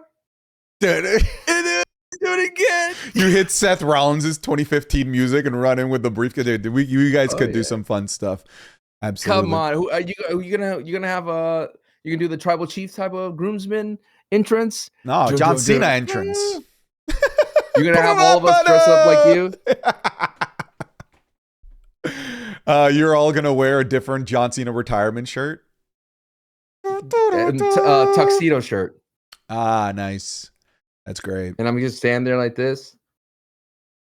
That's it. And you're gonna blow your ACL, right? 100%, 100%, bro. I'd Kevin Nash this shit. I'd blow my quad for sure. Yeah, dude. But now, I think it's gonna be a really cool night, man. I'm excited for it. I'm looking forward to it. I will have a colonoscopy 2 days prior, but hey, you could have just like not told the world that. What? Like I'm gonna be empty for it, dude. Ready to digest it all in. Nobody would have asked, Sancho, why is your stomach empty? Sancho. You ever done one of those? I know you're about to eat, but have you ever done one of those before? I've never done a colonoscopy, no. The fluids they give you, you have to chug like bottles of this substance that's a little thick, but you have to chug it. And you're thinking like, this thing is nothing, right? But brother, you drink it, you need to be at the station ready to go. You know what I mean? Damn. There's no games with this thing. Okay? What does this thing do? It like cleanses you? It empties you out, dude. It is Brock Lesnar coming into the War Games cage and suplexing stool out of you, brother. Like, oh, gross. And then you think like, oh, cool, I'm done. Nope, here it comes, Brock again, gonna F5 you. So yeah, dude, I thought I could no sell it. I'm like, yeah, dude, this ain't nothing. This is cool. And then, oh God, I think that's where we end the pod. Let's get the new heat order. All right, folks. Everything else we will talk about it. We had a long show, fun show. We had no scripts, nothing here, folks. Yeah, but we were just like, we're gonna go off the cuff. We did not create a show notes for this one. We knew that we were just gonna have a lot to talk about, so we just hit record. The best way to do it. Folks, new heat order. If you're new, if you made it this far, congratulations. This is like when you play a video game, like, guys, you got to put 50 hours in and then it gets guys, Final Fantasy 13 is actually really good if you play for 200 hours. That was the big one, Final Fantasy 13. Like, why do I have to put 300 hours into a game before it gets good? Was that the one with the modem? I don't remember the I think modem. so. I used to sell. There was like a. I remember Final Fantasy had like a internet. Oh, that's modem 11. package. That's 11. Oh, it was. Yeah. When I used to work at Circuit City, no one bought them. Believe it or not, they just sat there and get dust. Final Fantasy Online's big now. It's like a pretty big MMO. Like that's Final Fantasy 14 now. I think it's the big MMO. I drove by the Circuit City where I got fired, and I drove behind it because that's where they escorted me out, and I had to walk behind it. It was that long, like back shipping area, and had to walk all the way around. Damn, bro. They threw you out with the garbage. Yeah. New Heat Order is the buzz and excitement. We had fun in this list. I don't recall who was the last one on, but number one, I'm going to have to say Liv Morgan. I agree. Liv Morgan. Okay. But Braun Breaker has a valid case, dude. No, because of the Masked Man stole a bit of his thunder. I think Braun Breaker, right, because of the lost thunder from Batman, as he called him, he goes number 2. That felt like his uncle was out there, though. In the promo? Yeah, dude, that promo was fantastic. It felt like his coming out party to me, but I also felt like, oh, this is a month and a half too late. Had they done this right after the heel turn, like we said, or not the heel turn, sorry, like turning on Seth Rollins, I feel like that would have hit so much harder. Number 3, Dom? Yes. I'd put Cena 4, right after Dom. Yep. I was there with you. Yeah, we're in the same wavelength here. Yeah. Any love for? I really adore Rhea Ripley's Art the Clown mask. It was great. And I like how they built her back up again. And she kicked off Raw with EO. Yeah, there was a lot of face caressing between the two. Yeah, you see this? We would never hug like that. I told you they're gonna be the new Golden Lovers, dude. It's there. They're gonna do everything but kiss. Yeah. I see it. It's like platonic, but also like this is not how I hug my platonic friends. Yeah, I don't go, hey Santi. Dude, we should and really throw the internet for a loop. I used to do beard hugs with the other guy in theater. Number 5. Again, alongside the colonoscopy, these are just keep those. What? But this is what makes me special. This makes me who I am. Your beard hugs? Yeah, you get close to the other man's face and you go beard hug and you go up and down. So you can feel like the bristles intertwine.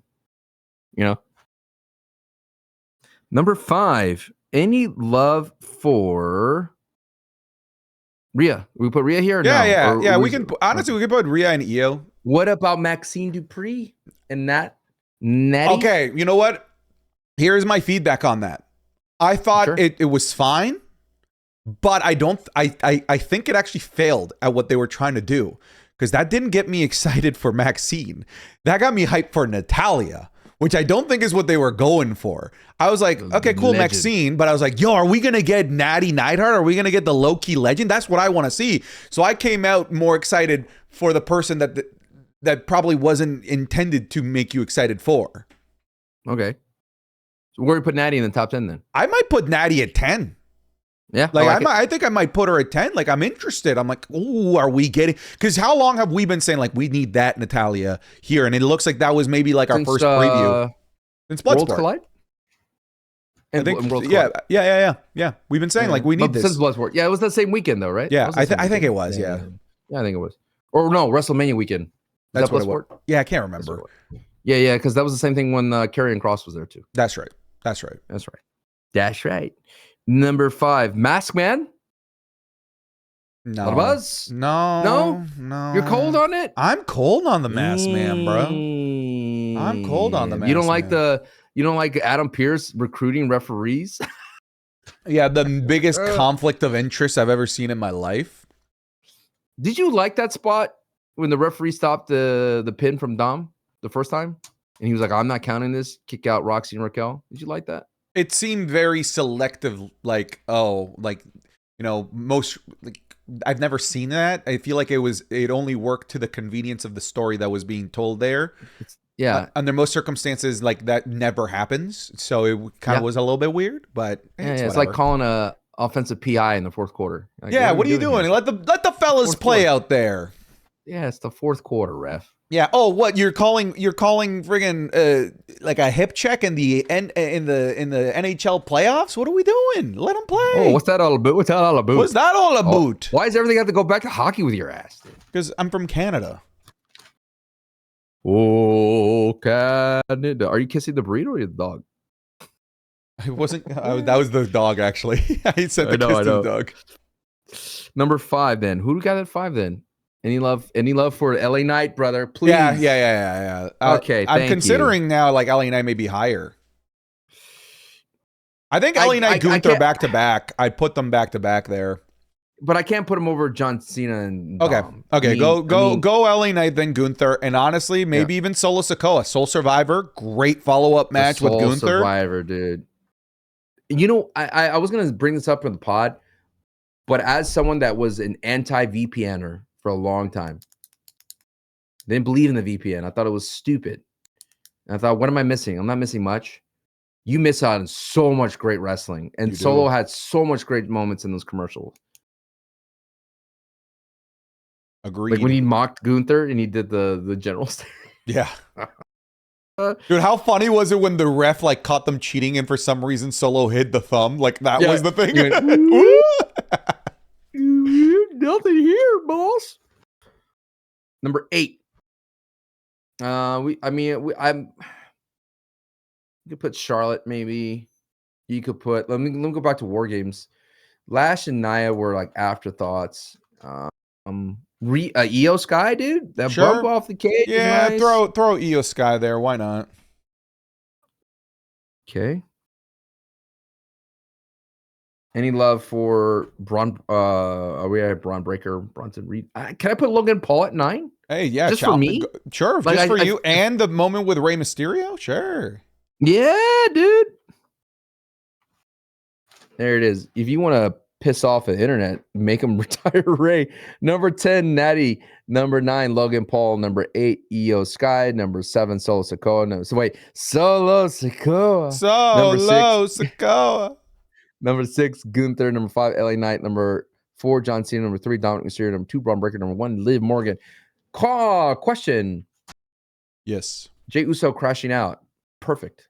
Let him be in that space. Sure. Let him be you know what? Let him be volatile.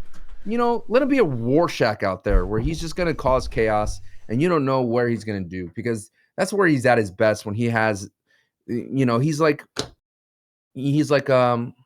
Zoe, you know, K-pop Demon Hunters. He's in 2 worlds and he doesn't know where his place is. You know what I'm saying? Yeah. You know what I'm saying? And he's just trying to be golden, dude. Exactly, you know like K-pop Demon Hunters. I agree. Yes, dude. Did you see them in the Fortnite where they came out and they saved the world in Chapter 7, dude? Yeah, man, I've been keeping up. Dude, it was so sick. Okay, hold it real quick. Imagine Avengers Endgame, but with all the copyright people, like all the you know, Ninja Turtles, K-pop Demon Hunters, Mortal Kombat, King Kong, Godzilla, and all those, right? Attacking something. And guess who I was running around there? I could pick any skin in the world. Guess who I was? You went with Cena. Well, no. One man that knew how to finish the story, baby. Cody Rhodes, dude. I didn't know he was in Fortnite. Oh, hell yeah, dude. Cody Rhodes, dude. Because you know why? Because wrestling has more than one royal family, dude. All right, let's bring it home. Folks, thank you so much for watching this episode of The Wrestling. I can read the list. Let me read the list so you can eat your burrito. Come on, let me read the list. No, I want to enjoy my burrito after the show. I've got the list already up here. Let me get dude, it's the anticipation of the burrito. The burrito is no longer in the shark cage. Burrito. A succulent breakfast burrito. I think it's because you know that the $15 patrons want you to read their name, not me. That wasn't it. Can we do a tier? Can we do $8 what? tier where I read your name. Just no one buys it. I know we have an $8 tier now, but maybe, dude, that could be. You might be onto something here. You might be onto something. Hey, here we go. All right, so shout out to Chargers are posers and frauds. 10-minute NXT And combo let's go or to Sancho on the $8 thumbnail tier challenge. For Sancho to read, nobody there. Okay. Active D4Z, Aiden S, Abreem Zuda, Alex Regal, Alex, Alfie the Chosen One, Alfie Walfi, American Nightmare, Cody Lander, Antonio Arjona, Antonia, Ariel Pacheco, Arrogance, Ashley Reynolds, Bailey Darley, Bailey Saunders, Beans, B Hostile, Bing Bong Wepa, Black Lesnar, The Last Real Patreon, Blenda, Blue Cord, Bluefish, Boy Mal, Bradley, Braden Primo, Brady Keaton, Brock slipped on Santi's oil, 676767, Wepa Bing Sorry. Bong. Gonna bring the news down a hardcore here, dude. CM Punk announced that Larry passed away. Oh, no. Yeah, man. Yeah, man. Damn, man. R.I.P. Larry. We never got to see him on R.I.P. WWE Larry. programming prop. I wish they did more of a story with Larry and CM Punk and Drew McIntyre. That's so sad, man. I'm not. Yeah, you know, I didn't want people to flood the comments. R.I.P. Larry. Man, dogs are cool, dude. Dogs and animals are cool, bro. Like, I wish they're they lived like, longer. They live forever. They don't deserve to die. how awesome that in this world we have a companion like a dog and a cat Sick. and a bird. I got my and a dog lizard. right here, still just staring at my burrito, waiting for us to eat it together. That's what we do. That's what we do. R.I.P. Larry. R.I.P. Larry. Brody Cyphers, Brian Gallardo, Caleb Parker, Cameron Warren, Cameron Talks WWE, Cameron Whittle, Carlos Gonzalez, CEB, Chad, Chemba, Chimchar Collectibles, Chris Butner Lucas, Christian Anderson, Christian GQ316, Chucky Gonzalez, Clay, Colby Mayo, Cool Whip Tim, Corey King, Dan Schuberth, Deck Girls Never Broke Again, Derek Barnhart, Digi316, D Lopez, Dominated Mysterio, Dylan, Egg Toast, El Hijo del Dr. Jelly Roll Jr., El Hijo de un Gringo, El Juan de Americano, El Joshi, Eric Ruiz Romero, Ethan Domingue, Ethan Harwa, hey, I'm Ice Satch, I'm out here ice satching, Five Knuckle RKO. No way that guy. Fletcher Walpole, FMFCMA, forget the hyphen between Santi and Claus, Freezer, Fugnugs, Gabriel Mesa, Garrett Woods, Gay Dolph Schittler, Gilbert Deans, Governor, GXA Man, Heath Robertson, Hey Shakes, Hoodie Tudix, I'm Rick James Bitch, Ian McNugget, I'm Braun Strowman, Issa says, I'm going to be Santi's best man.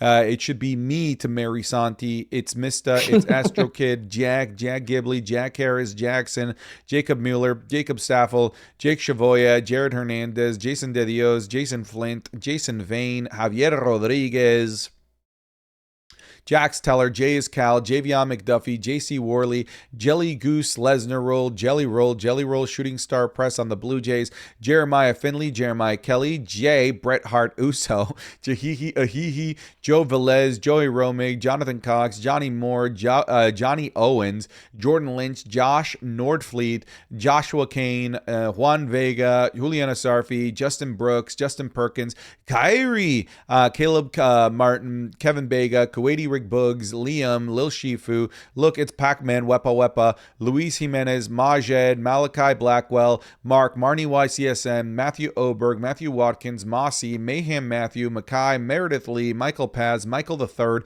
Michael Trevino, Michael Vera, Miguel Paredes, Minoru Suzuki is goated, Mohammed H. Ahmed, Mohammed Al-Banai, Nathan Tully,